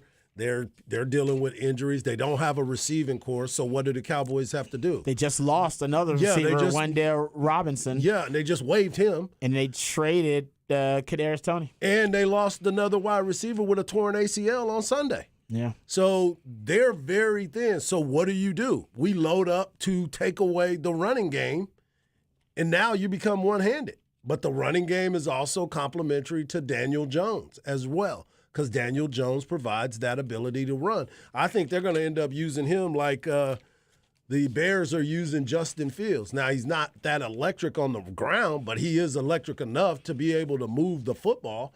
So he's going to be running out of the pocket, rolling out, and trying to get away from Micah Parsons. That's not going to work.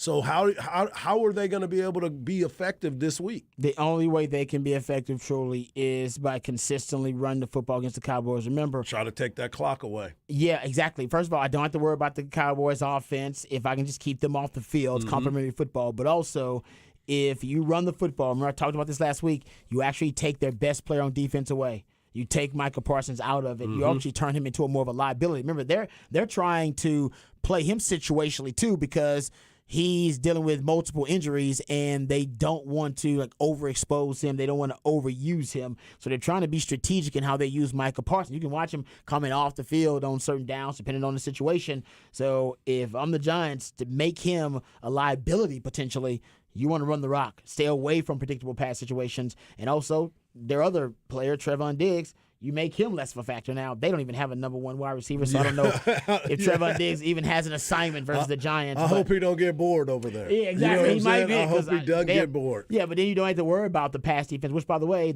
the pass defense of the Cowboys is one of the best in the NFL, mostly because they have a ferocious, if not the best in the NFL, pass rush that is elite. Yeah. And that I don't care who you are, what kind of quarterback you're, especially at Daniel Jones, you're not going to be able to stand up in the face of that pass rush. No, and I mean, out there in this too, I think it's big for the Cowboys to score touchdowns instead of field goals earlier in the game.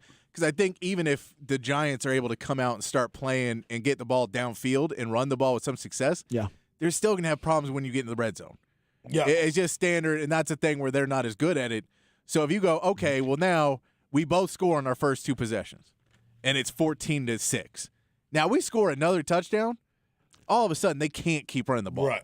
Because they're starting to get pushed further and further away. And as soon as we can make them a throw-first team, and we make Daniel Jones try and beat us with his arm, and we know he's on a short week after having one of his worst games ever, that puts it really into your favor. So I think it's very important to try and really capitalize and not have as many field goals and just go, man, you really need to get in the end zone early. Because even if you're allowing them to get down into field goal range and kick some field goals, you're just being able to pull away a lot faster. So here's another thing, too. Here's their wide receiver core. Remember Kenny Golladay? Remember he was losing his mind? He was upset.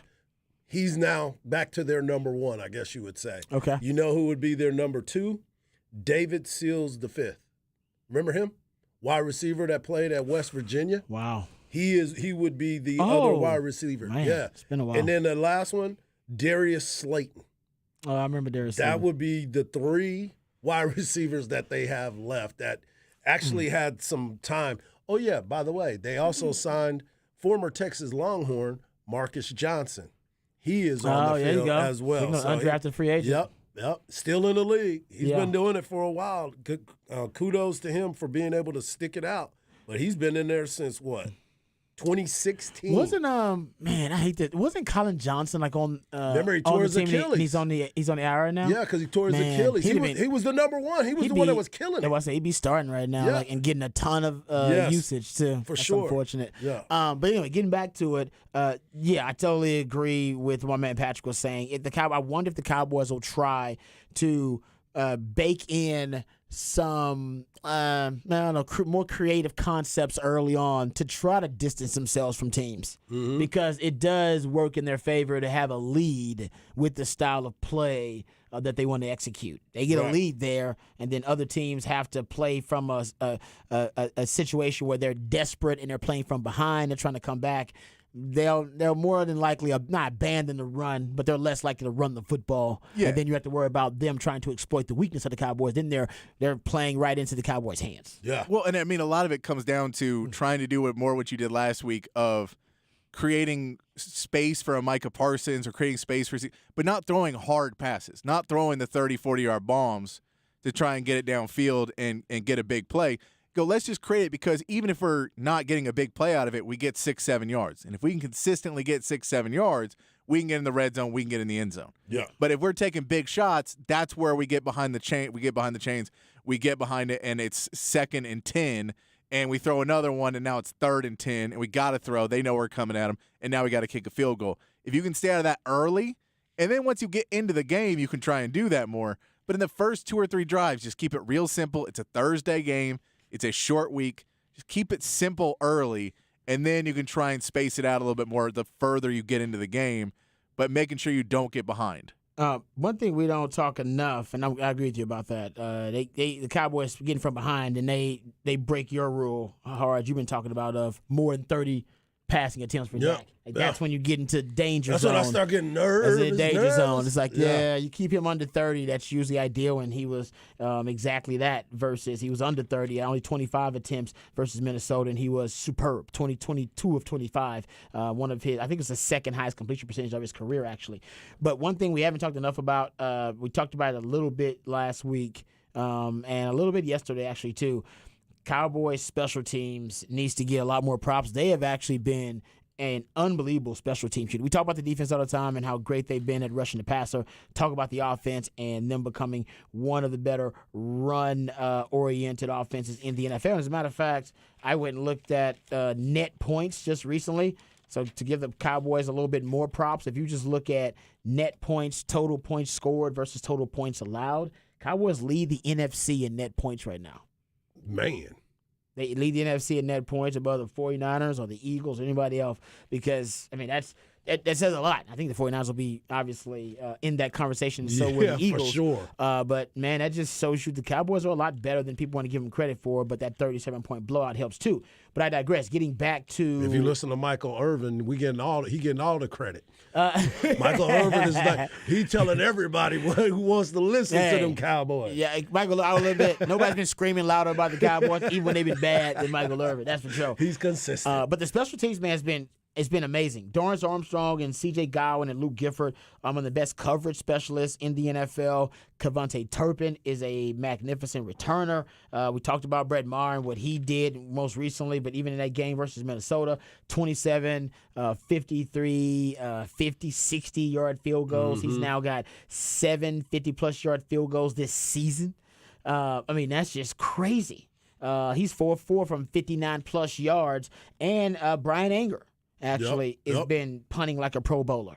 Almost every aspect of their special teams has been really good. So we got to give Bones Fossil some credit. You talk about special teams a lot, Harge, when we talk about our Texas breakdown and matchups week to week. As a Cowboys fan, I know you got to be excited about what you've seen from the special teams. Absolutely, especially when you start thinking about what Brett Maher has been able to bring to the table every time he kicks, because remember, he wasn't even the kicker at the beginning of the year. They had to go get him. And then they went and got him. We talked about it yesterday, how Chill Hill came on and said, man, the Cowboys don't even have a kicker. Now he goes out there and he makes 2 60-yarders. One counts and one doesn't. That's amazing. And they made the second one even better than the first one, but he's been clutch for the Cowboys when they have needed him.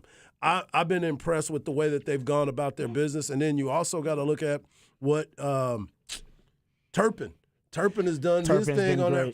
And now they're trying to find ways to get him on the offensive side. He came in motion a bunch of times. They couldn't get the ball to him, but they're letting you know what you talk about. They want to see what the defense does by bringing him in to see how they adjust and maybe come up with a play a little bit later. They're hitting on all the cylinders, but we'll see what happens tomorrow.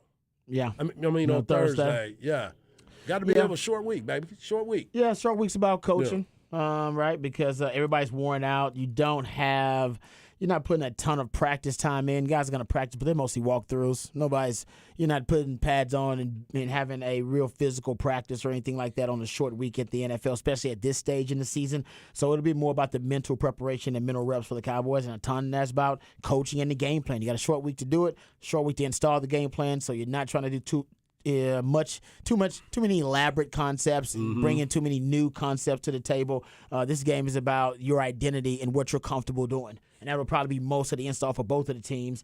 So it should be easy, depending on exactly how both of these teams are trying to exploit the other one. But for the Giants going up against the Cowboys defense, there's only one way for them to attack the Cowboys. They can't really come into the game trying to throw against the Cowboys. They could, but I think everybody agrees that'd be stupid. Yeah, the Cowboys understand that they're gonna line up with one of the best top 5 running backs in the NFL, top 5 rusher, and they're gonna run the rock, and they're gonna try to get a lot of quarterback bootlegs and quarterback waggles and things like that to get Daniel Jones on the perimeter too, to use his legs to stress that Cowboys defense.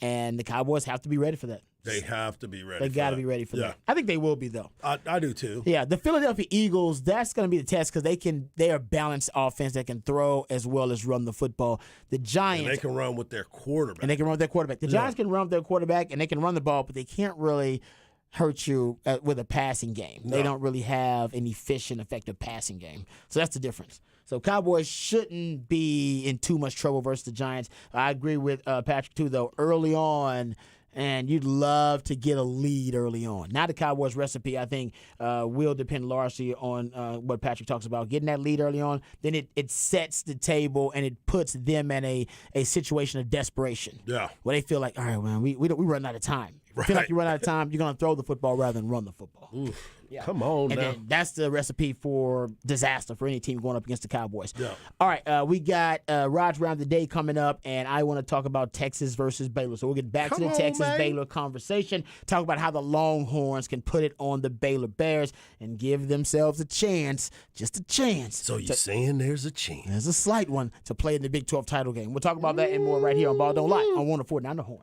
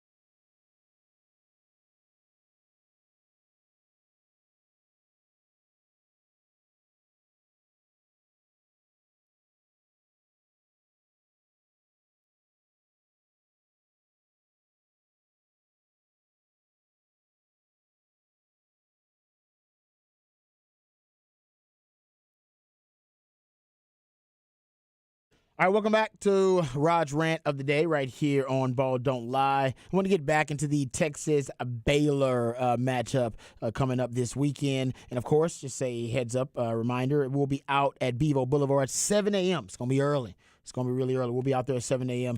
For your pregame festivities. Even hope the weather cooperates. It's going to be some weird weather coming up that day. Hopefully the weather, and maybe it does actually, does not change Texas or deter Texas from their mission, which is to get the dub on Saturday and keep their Big 12 championship hopes alive. And then they'll need a lot of help from the Yardbirds, from the K-State, from the Kansas Jayhawks trying to beat K-State because if they pull off that upset, which honestly I don't feel too good about that upset. If they do pull off the upset, however, and Texas wins against Baylor, then Texas will find itself in the Big 12 title game. But we're a while away from that, and they got to get the dub first, and it ain't going to be easy versus the Baylor Bears. Baylor, a little bit of a disappointing season. I believe in the preseason poll, most people picked, or most members of the media picked Baylor to win the Big 12. And it was because everybody thought the Baylor would have the best lines of scrimmage in the Big 12. That has not really proven to be the case. They are a veteran group on their offensive line and in the interior of their defensive line, but they have not been a dominant group. They're good, but they have been dominant. The hope part was that Siaki Ika, guys like Jackson Player inside for them, that those guys were going to demand double teams consistently, that teams wouldn't be able to block them one-on-one, and then when they demand double teams, there will be a reverberating positive domino effect all throughout the defense where they could win the numbers advantage and the numbers battle elsewhere on the defense, specifically on the back end. That has not been the case. Teams have still been able to run the football and throw the football against Baylor. Turns out losing guys like, Terrell Bernard and losing guys like Jalen Petrie, who are now in the NFL. And Jalen Petrie starting in the NFL, balling. Not easy to replace guys like that on the defensive side of the ball. And even offensively, even though they have probably one of the most experienced offensive lines in the country, definitely the most experienced offensive line in the Big 12, although it's been good, it has not been consistently great and dominant for them. And they do miss that speed they had on the outside, also playing in the NFL right now. But Blake Shapen is really what they were hoping he would take the next step. They were hoping that Blake Shapen would add a new dimension to this offense. And he's played really well, but they haven't been able to put together a consistent passing game. The passing game essentially right now is a complement of the running game. And the running game, we know, is built around the wide zone, the outside zone, whatever you want to call it. That's what they run. Jeff Grimes calls it his reliably violent offense. No RPO, the RVO, because he wants his guys to just wear down their opponents, which they do. If you go look at runs by quarter, and they actually, teams ended up wearing down in the fourth quarter against this team because they're really so physical at the point of attack, and they do a really good job of sticking with the run and being consistent with the run. Some teams will abandon the run if they get down in games or if their game plan initially, their script isn't working out. Not with Baylor. And you go look at Baylor. In the first quarter, they averaged around 4.7 yards per rush, around 4.2 yards per rush in the second quarter, 4.8 in the third, but 5.1 yards per rush in the fourth quarter.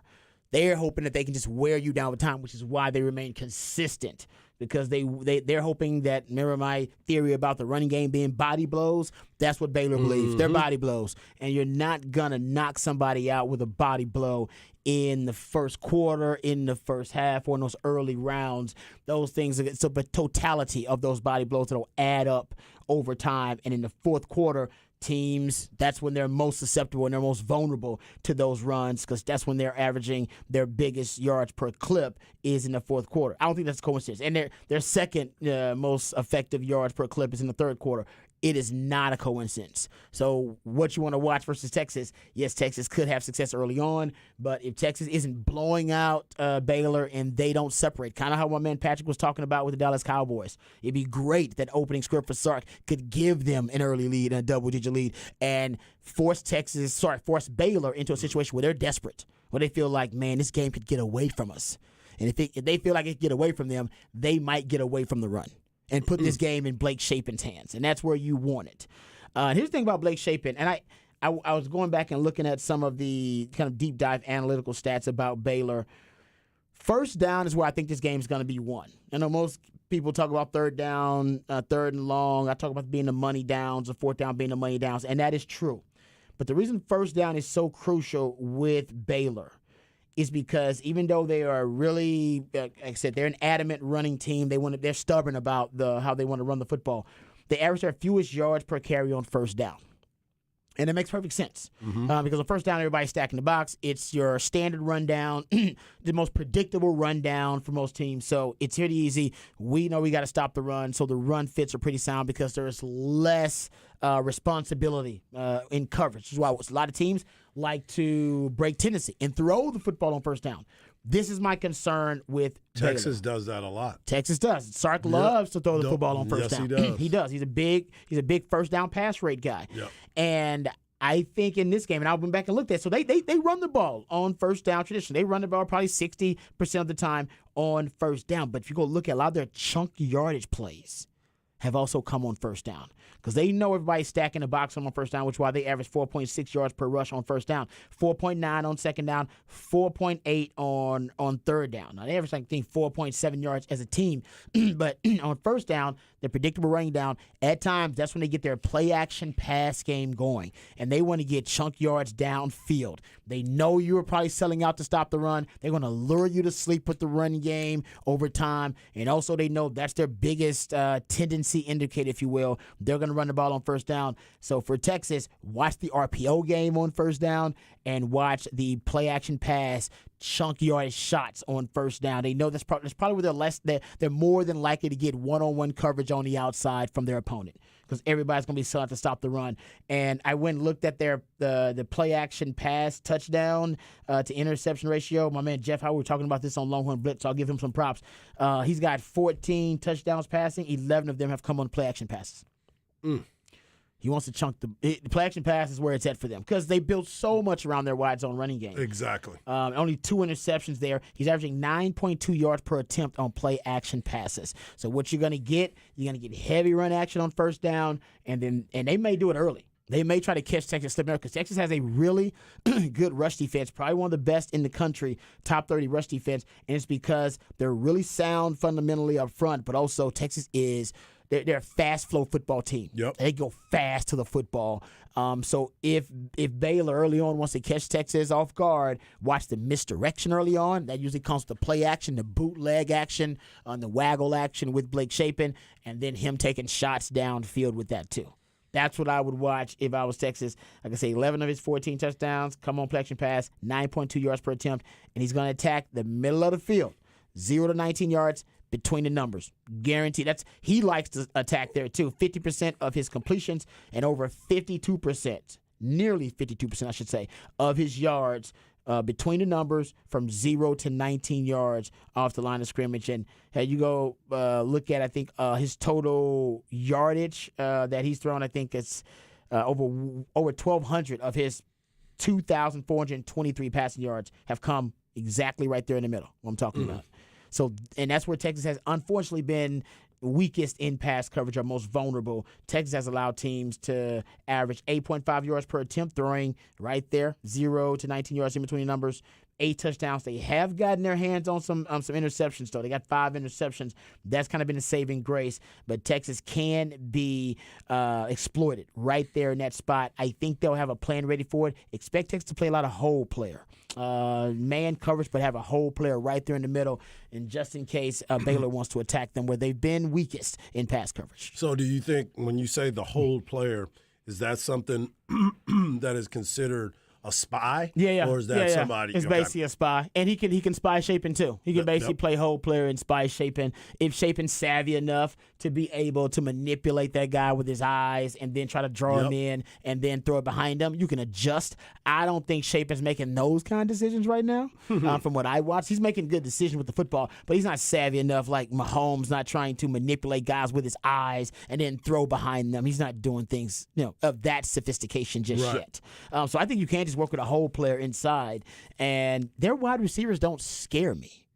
Right? No, they got a couple guys that can stretch you a little bit, but They're not those ones that they used to have that were just track stars. Exactly. Yeah. That were just game breaking threats. Yeah. So I think Texas actually has I think they have a favorable matchup on the outside with their DBs versus their wide receivers. Where Texas, I think, is most susceptible is their linebacker depth, and then their safeties, because they're going to work their tight ends a ton, because they got good tight ends. Yep. And they got slot wide receivers that work well with their RPO game, and that work the middle of the field, that intermediate level of the field really well. So I think Texas is going to win the run games on first down, and I think Texas will win their fair share in the run game. Texas rush defense has been the most consistent thing about this team, arguably, not just the defense, all season long. What I worry about is them being able to get chunk yardage plays on first down against the Texas defense, because they lull them to sleep. Yeah. Well. I mean, that's my concern. And I think, honestly, I think Texas will be ready for it, because it's obvious on film that, they run the ball 60% on the first down, but go look at where their chunk yardage plays are coming from in the passing game. A lot of them are coming on first down, because they know that's their best chance at getting a high basically on those high usage explosive plays. They got a 69%, or at least Blake Shapen does, 69% completion percentage on first down. That's his highest completion percentage on any of his downs. Yeah. Second down, third down, even fourth down. That's where he gets the most favorable numbers advantage in the pass game, because everybody's stopping the run. And not that I'm not worried about the pass, but you got to prioritize and emphasize run defense or rush defense on first down. They know that. Watch the chunk yardage plays on first down. If Texas is limiting those, it's hard for them to beat you on predictable passing downs on third down. If you can get Baylor in the third down and make Blake Shapen have to beat you, depending on his weapons, Texas pressure rates tell me that they'll be able to get to Blake Shapen and pressure him before he's able to get through his progressions and hurt Texas in the passing game. So that's kind of the key. Get back to first down wins if you're Texas. That doggone baseball player. He can make some of them throws, too. He makes some of those sidearm throws. But he sets his feet, though. He does. Yeah. He's got it. We know Blake Shapen's impressive, man. He's got a gun. He can make some of those really impressive throws, but they want their running game to be the identity and feature of their offense. So if you can make the running game inconsistent so they stay out of rhythm, then you can force Blake Shapen to have to make some NFL throws to beat you, and that's where you want to be if you're Texas. If that is the case, then you can let your D lineman just get pressure on them, and then they can pin their ears back. But if they can remain balanced, if they're able to run the football consistently, that means they got balance. That's going to be a long day for the Texas defense. Yeah. All right, we got another off the record on the other side, and we'll come back and get into numerous stories. Got a couple of stories we'll get into an off the record right here on Ball Don't Lie on 104.9 The Horn.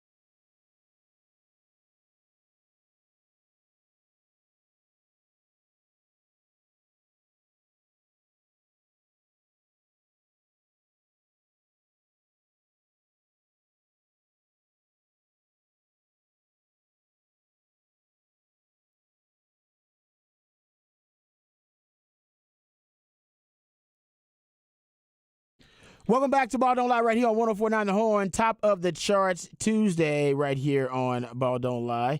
You can always be a part of the show. Hit us up, Spec Text on 512-337-3776. A couple stories, random stories I want to hit here in Off the Record.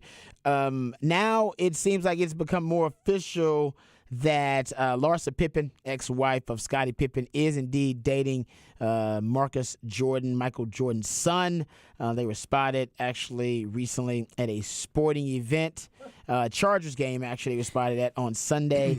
And hecklers are now starting to go after Larsa. Heckler was spotted yelling at her, "Hey, Larsa," that when she was spotted with Michael Jordan's son.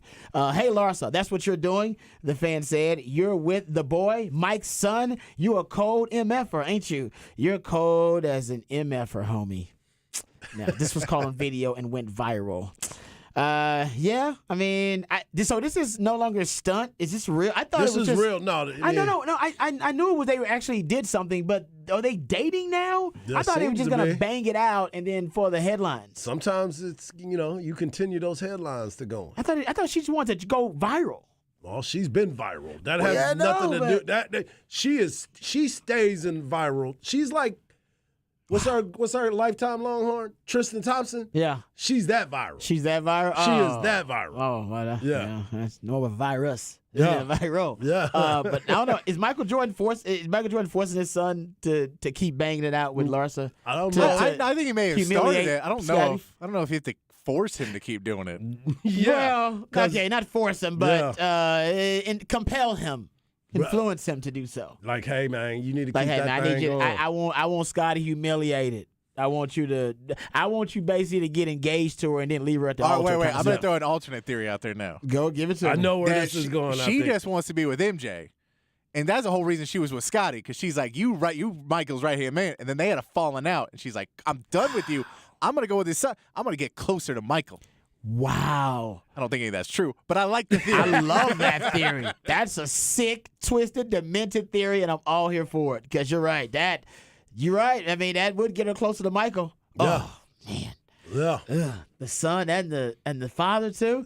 She's freaky enough to do it. I will say that, or she's thirsty enough. I should say. She's definitely thirsty trapping. enough for the fame. But man, I thought for both of them they were getting together so they both could get viral, and they both had motive. MJ probably wanted some revenge, send his son. She wanted to get some fame. It's all good. But this has been going on for like a couple of months now. Yeah. Oh, this has been a while. It's been a while. Yeah, This thing getting serious. It was probably something prior to that as well. And she got that good. So you Yes, got to she get out of there does. quick before you get hooked. No, I need some more of that large. Maybe Michael told him to stop. He's like, large. "Hey, it's enough, son." He's Yeah. like, "No, it's not. No, Dad. it's not. No, I'll let you know when it's enough." I'll let you know. Speaking of NBA drama, gentlemen, unfortunately, Devin Booker and Kendall Jenner Yep. have split up for good this time. They've called it quits, apparently. I guess the news outlets or the different media sites, TMZ, are reporting that they weren't able to spend enough time together. They had trouble syncing up schedules. They're both too busy. They was on the grind. Both of them trying to make that bread. She's a supermodel, And he's a hooper. and he's an NBA superstar. So Yeah. just couldn't make it work. Yeah. First world problems, man. Sometimes you gotta go with what you go. What'd you say? Sometimes you just gotta go with God. You gotta go. Let go and let God. You know- is his NBA career, Patrick, going to improve as a result of him leaving the Jenner, or get better? Is it going to improve or get worse? She's probably one of the better ones in that family. Like, she is the one that does nothing about her is fake. Well, I would disagree with that. I'm talking about her enhancement. I'm talking about her body. She's the model. Oh, she's all natural. She's You the say natural. she's got no cosmetic None. enhancements? None. I disagree with that. That is straight up BS. Yeah, I There is think no she got way some that's true. stuff, Telling you, Harge. there's none. Nothing on her body's been cosmetically Wait, have you changed. done- Not I feel like- nothing on her face, wait, no I nose don't job, think- no Harge, are lip you- filler, nothing. I used to watch Kardashians. She's No, grown Harge- up right before Harge our got- eyes. And Kim says her butt has never been cosmetically enhanced either, and we all know that's BS. I don't believe that. Exactly. I don't believe anything But they say. They're all I do fake. believe. Harge going CSI Instagram I'm telling you. on her. No, if you look from picture here to picture, they're the same lips. I mean, if you look at it and you put them side by side, and you go from I would look, say- I've been I'm stalking with this you. lady for years. She ain't got nothing. I will agree with this. She's easily the most natural of the ladies. of all the Kardashian women. Very and much so. Of her sister Kylie as well. She's more than that. I don't know if she is totally, Will the internet tell totally us? exempt from cosmetics. No, because the internet's gonna go. I know, I'm just kidding, I I'm think kidding. Patrick proved this when he did the experiment about what people's net worth is, what their net worth Yeah. is based on the internet, and it's like it's all a lot. Okay, go look up no, it's Ron nothing. Baber's net worth. We know it's a lot. Okay? It's a lie. Right? So there are lots of lies on the internet. Okay, She You know is, this. and she's 5'10". She's gorgeous. Yeah, she's, yeah. She's amazing. She's beautiful. She's 5'10", like Rob Babers is 5'10". Come on now. Also was a lie. Rob Babers is 5'10" and worth $1.5 million. That's what the internet has told me. No. The 5'10" thing was a lie. That was actually debunked way before the internet thing. Because I went to the combine and they said I was 5'10", and the Vikings accused me of being a liar. They were like, "Why'd you lie about your?" I was like, "I didn't lie. UT lied. You blaming me for a UT lie? That's not my fault. That's propaganda. You blame Mac Brown for that lie. I never said I was 5'10", They even though." build you up to tear you Right? down. Now, I never disputed it. When I never go out there and be like, whoa, actually, I'm 5'8" and 3/4. That's not embellished. That That is what I was told. No, hey, so I took it, but you're right about that. Yeah, that's not everything on the internet true, but you might be right. She is probably the least cosmetically enhanced. I will go with that. The most man. natural. We'll go with that. Yeah, that's like Diet Coke's the healthiest Coke. Come on now. All right. That's enough talking about the Kardashian women. I had another story that I wanted to bring up. Oh, actually, this is a good story. Yeah, bring it. Real quick. John Belushi. I don't know if you Yes. guys have seen Blues Brothers lately. Yeah. Lately. I mean, Not lately. Lately, I know. It's not one of those Some that people I'll like see it in the that middle much. of the night and I'll stay up and watch. That's not one of them. It's not Purple Rain It's for you? not Purple Rain for me. Well, John Belushi and Dan Aykroyd, famously of Blues Brothers, this was actually in an article in Vanity Fair where Dan Aykroyd admitted during the movie they had a cocaine budget. Yeah, like a little budget. They all chipped in and they had a cocaine budget on the movie. He said everyone did it, including me, never to excess, not ever to where I wanted to buy it or have it. But John, he just loved it, what it did. It sort of brought him alive at night. That superpower feeling where you start to talk and converse and figure you can solve all the world's problems. Wow. Man. Isn't that a crazy story? Well, hey, okay, we need to negotiate my contract. Man, that was a We wild need to time. add this into my contract. I mean, the story's about John Belushi, like when they were doing Animal House and they have to go find him because he would just disappear and he would just go to people's houses that were in the neighborhood and knock play? on their doors. What was he doing? No, he would just go in and like, "Hey man, can you make me a sandwich?" And they're like, hell yeah, because Yeah, you're you're John Belushi. And they would just go eat a sandwich and go sleep on their couch. And they have to go like door to door knocking and then be like, "Is John Belushi here?" And they're like, "Yeah, he's on the couch." What? Yeah. That dude was man, he was strange. That was he was a strange cat. He's hilarious though. Yeah, he strange was. funny cat. But yeah, man, that story was wild, and it's a Vanity Fair story. If you want to go look it up, but it basically talks about some of the crazy stories of John Belushi and Dan Aykroyd's time with him with Blues Brothers. Hey, here's a great text that we Yeah. got. Someone adds inches to us, we go with it. Exactly. Men lie up, women lie down. Yeah. Not a sexist thing, but like women are. Ask a woman how many men she slept with, she's gonna tell you less. Ask her how much she weighs, less. What's her age, less. Ask a man, how much you bench, more. All Yeah, right. yeah. Usually, How fast are How you? many women? More. Exactly. Yeah, How many women you exactly. have sex with? More. Yeah. Men lie up, women lie down. That's just the way it goes. You're right. So add inches, hell yeah. I love I'll it. take them at that inch and a half. Yeah. Yeah, Oh, what? that means a lot. Dude, that's why I manscape. Try to get that extra inch, man. For real. All right, we'll come back. We'll get to some Texas Baylor on the other side. Right here on Baldo Live, 104.9 The Horn.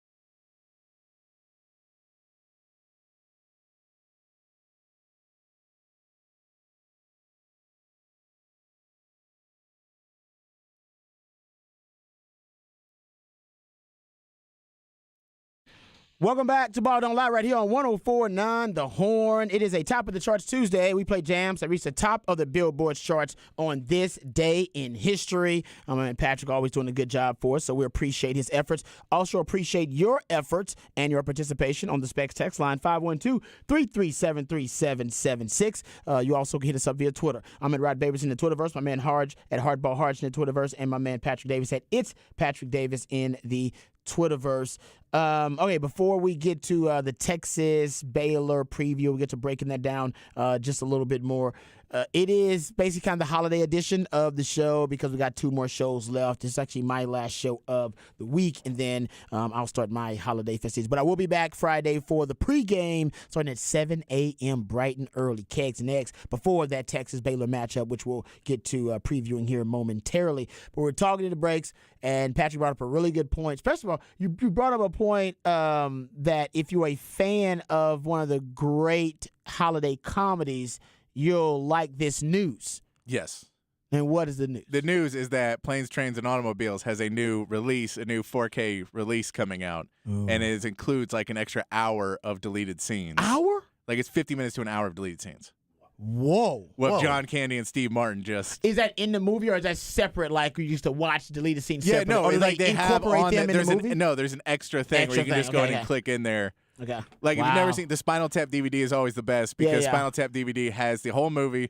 It had another audio commentary where they did the commentary in character, and then there's a hour and a half, 2 hours of outtakes because they improvised a lot of the movie. Yeah. So there's just all these crazy scenes where they're improvising it. So this is you have 2 comedy giants in John Candy and Steve Martin, and so they're just kind of riffing and having stuff. It's just freestyling. This is improvising, trying to find good stuff. Yeah. Oh, apparently man. there's a scene where because John Candy in that movie is a shower ring salesman. Yeah. And he is explaining how Psycho ruined the shower ring business. That's pretty good. Apparently that's one of the deleted scenes. That's not bad. Yeah, that's pretty good. Yeah. That's not bad. I like that. Yeah, that's pretty. I did not know that. I didn't hear that. So that's why. And you made a statement, though, after we were talking about this in the break, about the movie Planes, Trains, and Automobiles that honestly, it's hard for me to dispute. It's the best Thanksgiving movie. Yeah, it's I think you're right. There's not, I don't even think, I can't really Charlie name Brown other. Thanksgiving is kind of, I mean, it's but Planes, Trains, and Automobiles, that's the Thanksgiving movie. It's not even, I can't even think of a lot of Thanksgiving movies. I mean, I believe one of those Tom Hanks, Meg Ryan romantic comedies. You've Got Mail? It's like a Thanksgiving-ish time period, I It's like believe. You've Got Mail or It's one of those. Yeah, it's one of them. What was the other one that was Sleepless in Seattle then? Yeah, you know him pretty well, Patrick, for... He's been around. He's seen the movie. Act like he ain't a fan. What's those called? You Got Mail and what is that other one? No, I've seen they're great most of movies. You Got Mail at one point. They're great movies because Dave Chappelle's in one of them. Yeah. I think he's in... He might be in the Sleepless in Seattle one. Yeah, I know that it's just hilarious because You've Got Mail is based on a reference that no one would get now. Very true. That's a great point. Yeah. It was that was innovative and creative. Yeah, back at in the day. It's like there's a bunch of songs that start with the modem sound, and you're like, oh, that aged horribly. Yeah, that's a great point. Forgot about that. But I think you're right about that. I don't think there's a Thanksgiving movie that can contend with Planes, Trains, and Automobiles. Yeah. If you got one, let us know. But I'd like that. Yeah, Specs text line 512-337-3776. I couldn't find a better one when Patrick mentioned. I couldn't think of a better one, but maybe you can. You always do a good job with that. All right, so hit us up on the Specs text line 512-337-3776. I got this from Horn Sports, so shout out to Horn Sports. They do a good job. We have so many. Aaron, man. Yeah, we have so many great different entities that cover Texas sports, period, and we're really lucky because our job's really easy. As long as we follow the right people and follow the right sites, we'll always find great information. And at Horn Sports is one of those in the Twitterverse. Well, he put out a tweet today that was a quote of the Dave Aranda talking about Quinn Ewers. Thought it was really interesting what Dave Aranda had to say about Quinn Ewers. Remember, what I love about Dave Aranda is you don't get coach speak. Dave Aranda will digest your question, listen to it, digest it, and he will legitimately come up with a thoughtful answer. And he will go out of his way to give you, and almost to his detriment sometimes, giving you what he thinks is a really thoughtful answer. So they asked him about Quinn Ewers, and here's what he had to say. Quote, when he sees the coverages and he sees really clear what the defense is doing, where his 1v1 is, what his progression is, he's really, really good. When it's dirty, defense muddies the picture, or it's gray, it is better for the defense. His arm strength is such to where he can make all the throws. If the ball is on a hash and you are an out way on the other side, you have to be able to stick your foot in the ground and drive because he can throw that guy open, which is true. We even talked about that in that Bama game where he literally does that, and that's probably the throw that he's talking about. But I like his description, and you can tell based on that description what he's going to try to do. He's going to try to muddy up the picture. He's going to try to dirty up the picture and the pre-snap reads for a guy like Quinn Ewers and make things really uncertain for him. Try to discombobulate the young guy rather than giving him just straight-up man-to-man coverage to read on the outside. I'm not. I think he's setting him up for failure. Do you really? Yeah. Okay. I think he's letting him know, hey, man, we understand, because let's be honest, we haven't seen him check out of anything. We see him look to the sideline. Yeah. He goes in there, does the fake, look at it. Sark gives the play, and then he goes with it. He hadn't walked up to the line of scrimmage and actually saw it. So maybe what he's seeing is what Sark is relaying to him. Hey, man, the one-on-one is to such. So that is where this play is designed to go, because we got the matchup that we were looking for. Go to that. We've talked about this numerous times. I think we've all seen on film that the progression that we have looked at doesn't seem like he is searching through the proper reads as far as where he should and shouldn't throw a ball. We talked about the double coverages. We talked about him throwing it in the triple coverage on a couple times. So that doesn't lead me to believe that he's seeing where the one-on-one is. I think he's doing the coach thing and doing the right thing, talking about how good the young man's arm is, how he possibly could be such and such a player. But I also believe that he can disguise something to make it very, very uncomfortable for him. Yeah, no, I actually think, Dave Aranda's description was pretty accurate. The truth is why the 3-high, 3-down defense is really tough on Quinn Ewers, because it muddies up his picture. If it was just more basic 2-high coverages or single high, he knows what those beaters are naturally. He's seen those coverages a lot. So I do think there is something to muddying up the picture. And go look at what TCU was able to do. Yes, they played some man coverage on the outside. They have two of the best corners in the Big 12. But what they also do is they muddy up the routes because they played bump and run coverage. They played tight coverage, right? And they try to basically bump those receivers off of their landmarks. So I think there's something to that. But I don't know. They don't play the 3-high, 3-down, so they're not going to be able to muddy up the looks or be able to confuse him pre-snap with those same exact concepts that TCU used or that K-State threw out there at him too. I do think Dave Aranda is he's a really good coach. I think he's a great defensive mind. We all know that. He will have a scheme that is designed, if they're going to throw the football, that is designed to confuse and disorient a young quarterback if he's going through his progressions. And that's the problem, see? Yep. Because I think you're right. I think when Quinn Ewers is going through his progressions, that he struggles. And the reason that happens is because as he's a young quarterback, he's inexperienced. He may be going against some defensive looks he hasn't seen. The defensive players are faster than the ones that he's accustomed to as well. And it's a brand new offense. And I just think it gets muddier, right? It gets his pre-snap read and all of that, I think, becomes a little less certain. And he becomes less confident when he has to go through his entire progressions. But Sark last week took that away from him. There was no progressions in the offense. I didn't see him go through many progressions. Didn't have to. He didn't have to. It was a quick game. Ball was out quick. He only had 2 passes that were 20 yards or more down the field. I think I saw another scramble where he attempted looking downfield, going through progressions, but then ended up scrambling, so that was good. Decided not to throw it. Err on the side of caution. And then he had 6 total passes past 10 yards. So with the screen game being what it was, and they had, it was a heavy screen game for Texas, which made sense, right? You want to get him confident, you want to get him in a rhythm. And the screen game, Texas had 7 of 9 on screen. So 9 screens you threw. You threw 13 passes at or behind the line of scrimmage or within 10 yards of the line of scrimmage. So between 13 passes within 10 yards of the line of scrimmage or less, 9 screen passes, hell, man, he only threw 21 passes. I don't think I saw him go through many progressions. Right. And I think that's what made it a more user-friendly offense. You basically took out or at least you lowered the degree of difficulty in your offense when it comes to your quarterback position. Yeah, That's important. it's huge. Because it's the more higher the degree of difficulty, that's when he's more prone to make mistakes and make bad decisions. When it's a lower degree of difficulty, these little screen passes, quick passes at the line of scrimmage, very few deep passes or vertical passes downfield, it's easier for a young quarterback. It's simple. Yeah. It's easy to teach that. Well, that's what we've been talking about too. Simplify the game for him. Yeah. So let's just make sure that he doesn't have to be overwhelmed with the thought process of things that are going on.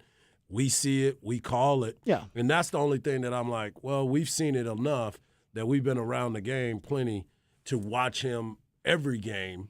And so we're paying a little bit more attention to what the things that he's comfortable with and what he's not.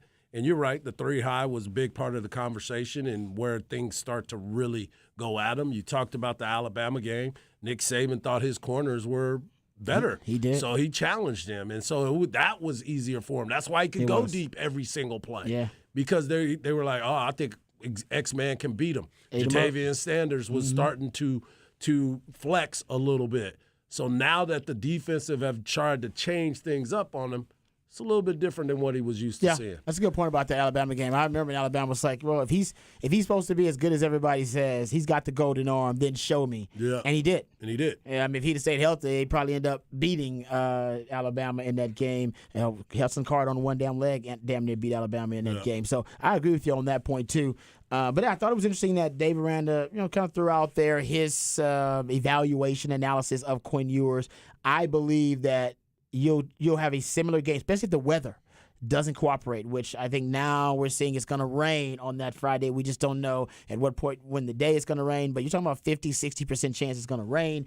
It may not be raining at game time, but it could make the conditions less than favorable. I wouldn't doubt at all if you got another game plan where Bijan is designed to get the ball rushing 25 to 30 times, and very similarly that Quinn Ewers is asked to do very little in terms of a vertical passing game downfield.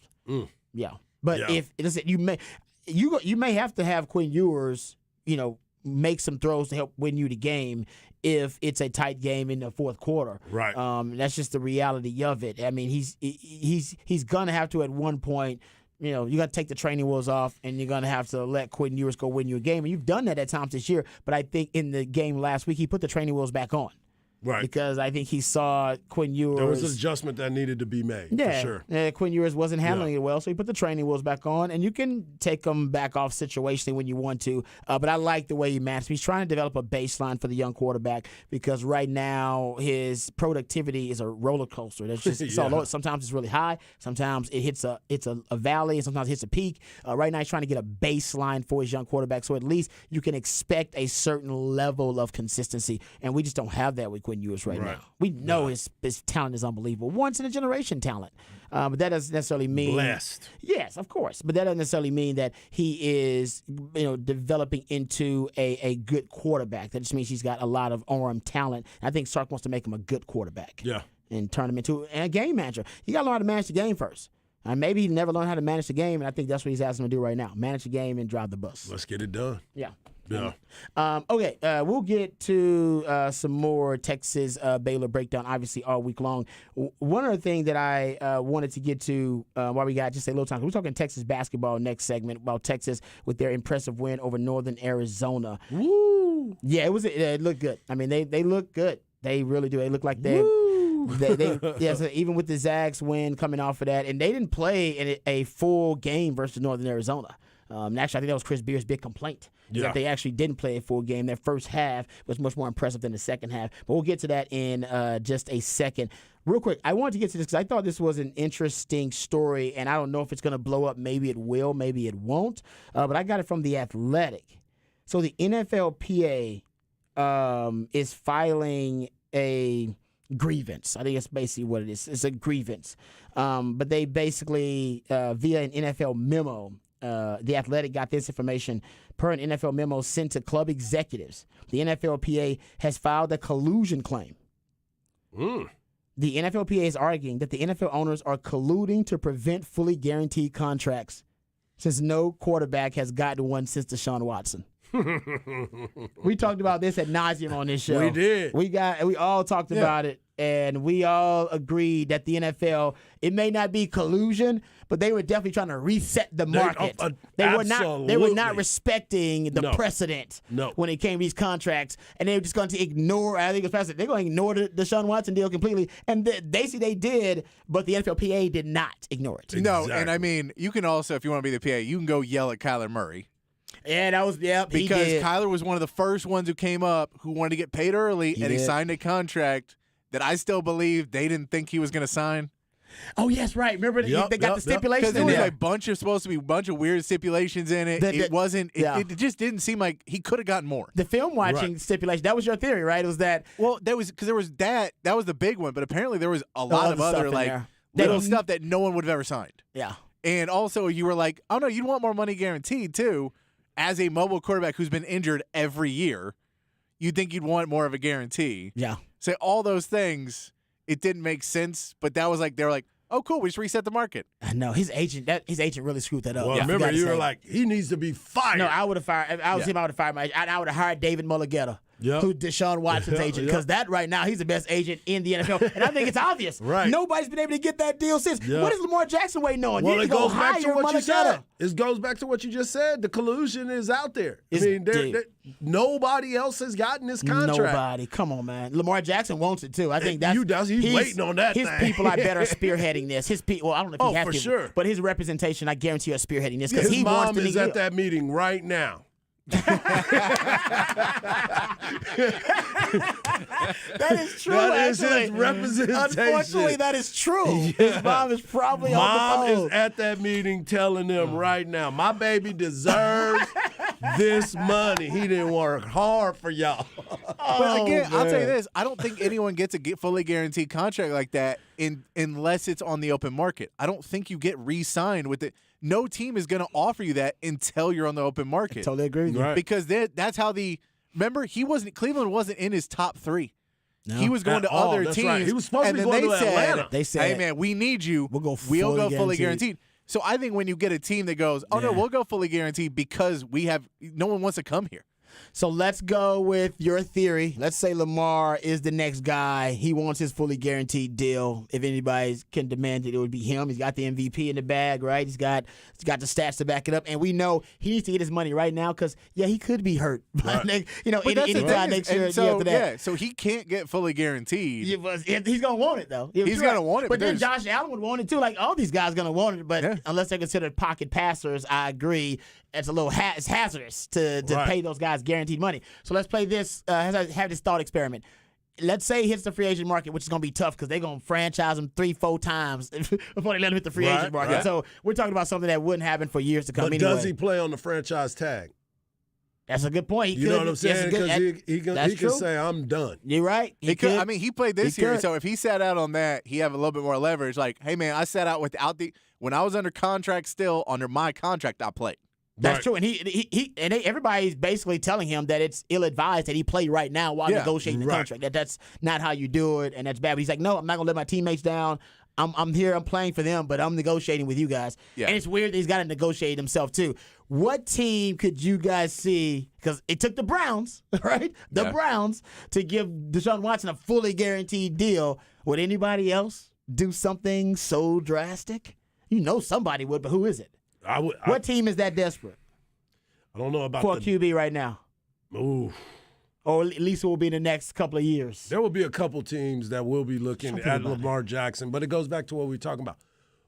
When we were talking about the Kyler Murray situation, what offensive system do you see Lamar Jackson being able to go into? That's true, too. I think he can throw the ball with anybody. I think he would be able to run anybody's offense. But who would be the team that would need to pay a quarterback that kind of money? I would say the New Orleans Saints. Oh, that's good. Yeah. That's a good one. Yeah, and I could also see people, it has to be a town where people may not necessarily want to go to. Because you would say the Giants, who just haven't been able to find a quarterback, really. The Giants may, but you're like, all right, well, they had Dabble right now. He's doing well, and you don't want to put Lamar Jackson with Dabble necessarily. And then you also go, it was New York. We'll get somebody. Yeah. Dabble, though, knows how to work with them QBs that can Yeah. run, though. He Yeah. does, man. I like that offense with him and Josh Allen. Somebody, I like the text here. It says, the Jets. Jets, Jets. Yeah, they could. And they They play are. good They are. defense, too. Yeah, and they team got nobody good wants to go wide to. receivers, too. That Jets are Hey, interesting. and they're not happy with Zach Wilson Yeah. at the moment. That's perfect trade bait. Yeah, that's a good point because he's still young He's enough. still young where you enough. could claim we Yes. could reinvent his career, so he still got some draft Yep. some value. Jets is good like that. How about this one, Patrick? The Raiders. Oh, Las yeah, Vegas. definitely. Got 100%. Vegas, baby. Yeah, so the only reason I don't see that one as much is because the same reason that all the rumors are they're not going to fire Josh McDaniels, which is they don't have a billionaire owner.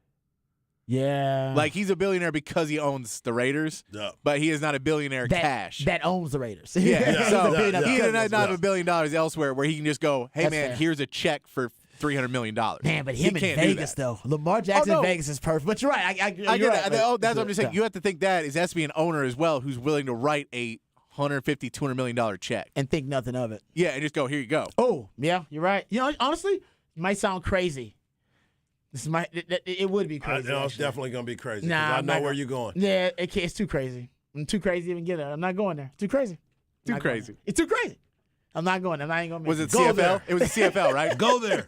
The What people was it? want to know. What was it? What you Is he say? going to the CFL? No. It was in the NFL, but it was like it kind of went to your point about who's got the money that I can just knew- straight up yep. pay, and like, you know what? No, I'm just gonna make a splash and I'll pay for it, but I'm not going there. Come on. I want you to go there. What do you think I'm 'Cause gonna say? I think you're going to say Washington. Washington is good. Right. Hey, but they get that new owner. They can spend money. Yes, they will have a new owner and they will be able to spend money and they do want to make a splash. If it's Bezos, he's definitely going to it's make a fine. splash. Hey, you got Durant, That's Jay-Z out there. That's Yeah, good. The I like Washington, that the one. Washington is not crazy. Wait, That's were you not thinking? crazy. Wait, all right. That's so not Now, crazy. were what's you your thinking- crazy one? If you were My about to crazy was say going to Denver, be, yeah. I knew it. He's going to be giving I up knew on it. Russell Wilson and I saying, knew screw it. it. Let's go Yeah, get us I a knew it was quarterback. gonna be Denver. I knew it was gonna be one just of throwing- those two you know what I mean? teams. Basically Yeah. throwing, maybe it's good money after bad or whatever, but Because you thought about the owner and you talk about and you got no the draft Waltons. picks. Like Yeah, your- you do, but I think your with draft picks are Russell, gone. I think with Russell Wilson, you have to go and get another coach first before you give up Oh, on I that know. investment. You Yeah. got to at least give another coach a chance to try and do something. I Be like, agree. look, Nathaniel But Hackett the was a other bust coach and may you're a bust. not want him. Exactly, because I get that, but he's you- so unlikable in the But you, locker room. hey, but don't again, like him you now. got money. You can hire a coach and Yeah, go, that's hey, true. here's an extra $2 million to deal with Russell Wilson. I know. But we're paying him $300 million, so we need you to go make it work. We just think Nathaniel Hackett's a bust. No, I was just Yeah. saying. Yeah. I told you it was crazy. That's why I didn't mention it. Yeah. I No, told but you it was crazy. That's what the show is, Ryan. That's right. I told you This it was show is crazy. crazy, man. We got to talk about these things. The people want to know. Tell me you're crazy. Tell me you're crazy. All right. We'll talk about the Texas Longhorn men's basketball team keeping their winning way scoring versus Northern Arizona. We'll do that on the other side right here on Ball Don't Lie on 104.9 The Horn.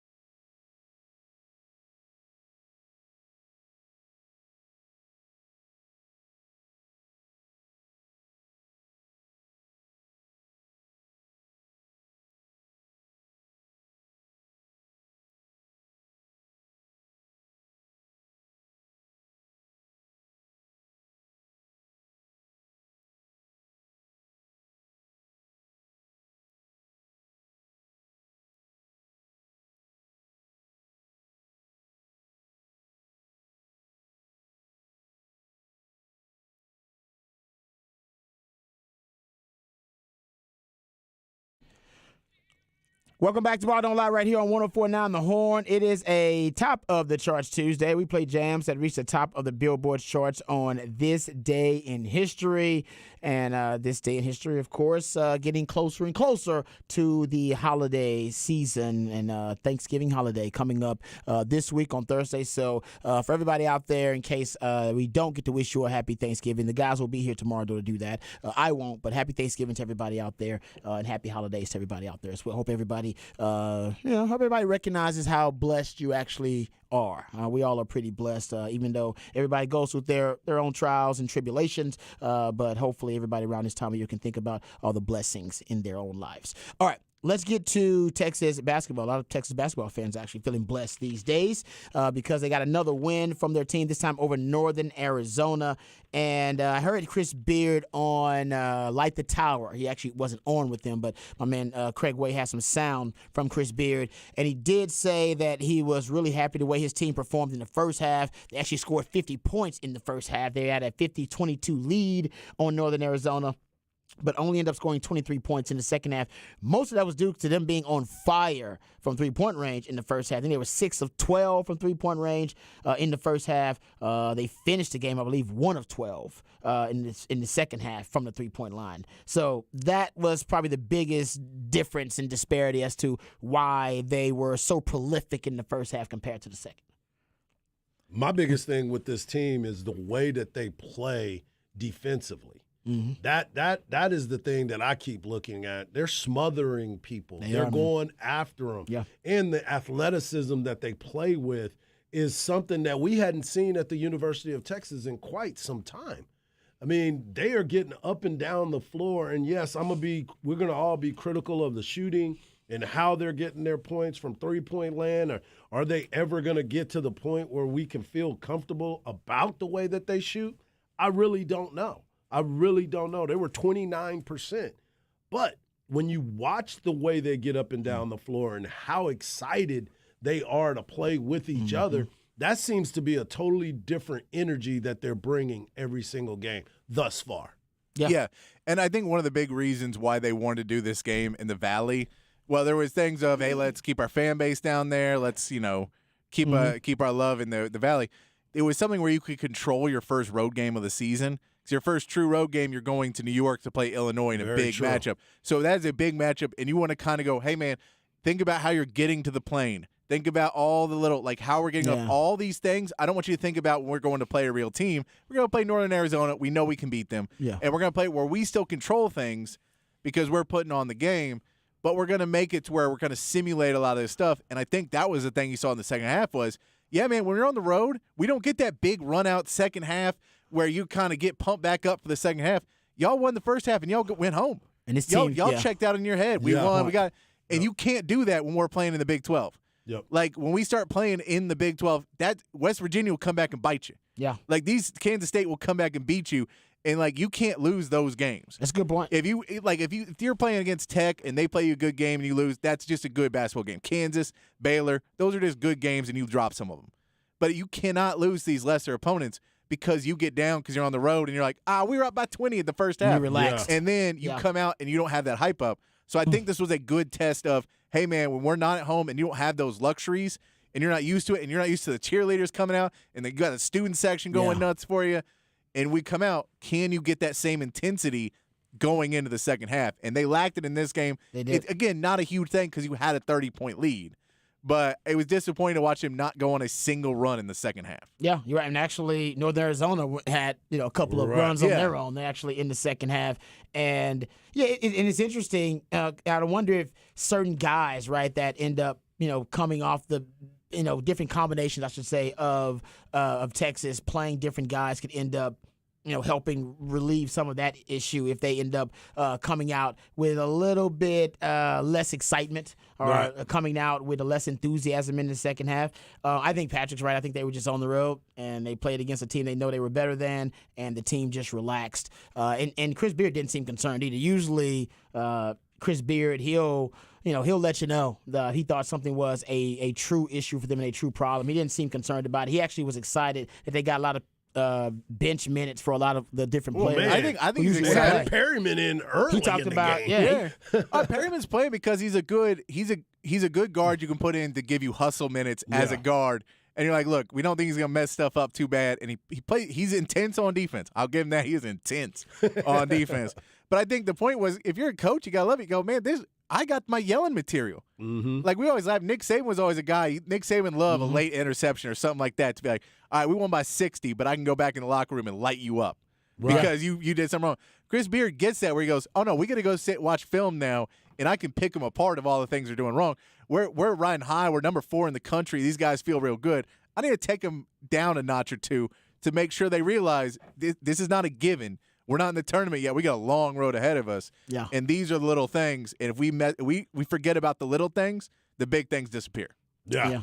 Even true freshman Anamikwe, he played double-digit minutes. Got some walk-ons in there. Yeah, got everybody some. Ain't no fun if the homies can't have none, every right? scholarship player scored for Texas, and Chris Beard talked about how they're 9 deep, but he said they're knocking on the door of being 10 deep. Yeah. And I think he was referring to Anamikwe being the 10th guy. Get potentially. that work. Get that work. So yeah, I mean they're Start deep to team. step up a little bit. And yeah, I mean they're having these type of performances, but some of the players, strangely enough, from last season that were key, haven't even gotten rolling yet. And I just think the roles that have changed for them in this new offense with this new roster, it just may be hard for guys like Timmy Allen to find their place just right now. But he will, because he's playing with a lot. He's playing with great energy. And he's playing with a great attitude. He's just not really effective right now. Yeah, and he's one of those glue guys as well. Yeah, exactly. That he's doing everything else, but once he can give you he's not going to be the leading scorer anymore. Not That's anymore. for sure. Yeah. But he will definitely be a guy that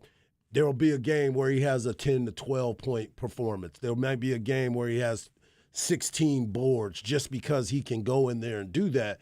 But he's not the guy that they're leaning on to say, carry us. Because now you have a lot of guys that can score buckets from different ways. Yeah, he'll definitely. I'm sure he'll have his games this season where you're like, oh, all right, this guy came out and balled out and saved us in a game. Right? Yep. He's gonna have those.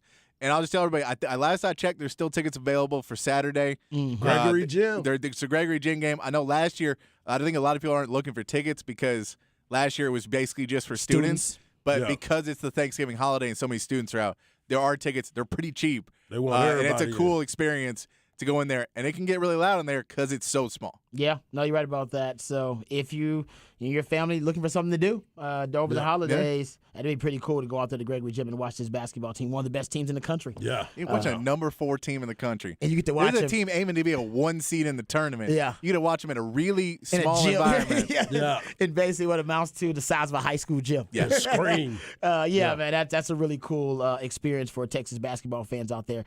So Texas beats Northern Arizona. Texas 73, Northern Arizona 48. All right, we'll come back. We'll wrap this thing up, put it in the oven, let you know what's on tap for us right here on Ball Don't Lie on 104.9 The Horn.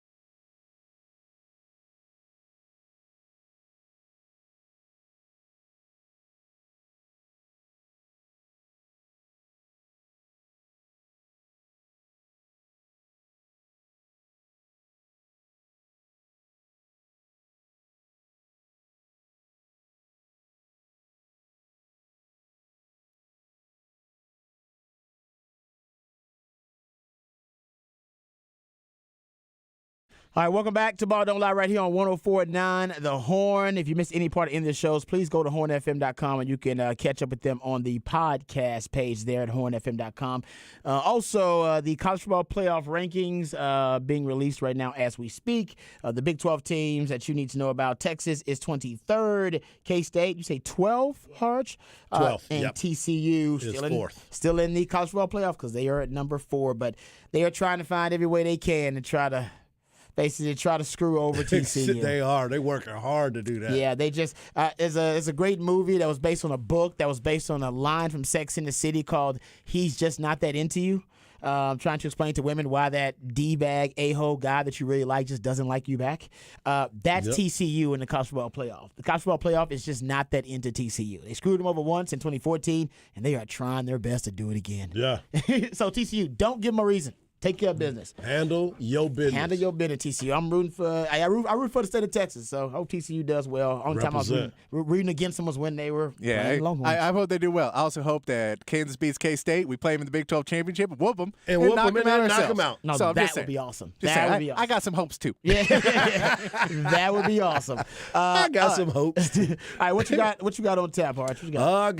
Apparently, everybody's at my house. So my sisters just text me. You hosted? Yeah, I guess they all came into the crib. So I'm going to go home and hang out with my kin folks. We haven't been together in 6 years. So my Nice. mom's coming in tomorrow. that's So cool. we'll be all together for Thanksgiving for the first time in 6 years. 254. There it is, representing. Patrick, what you got on tap, brother?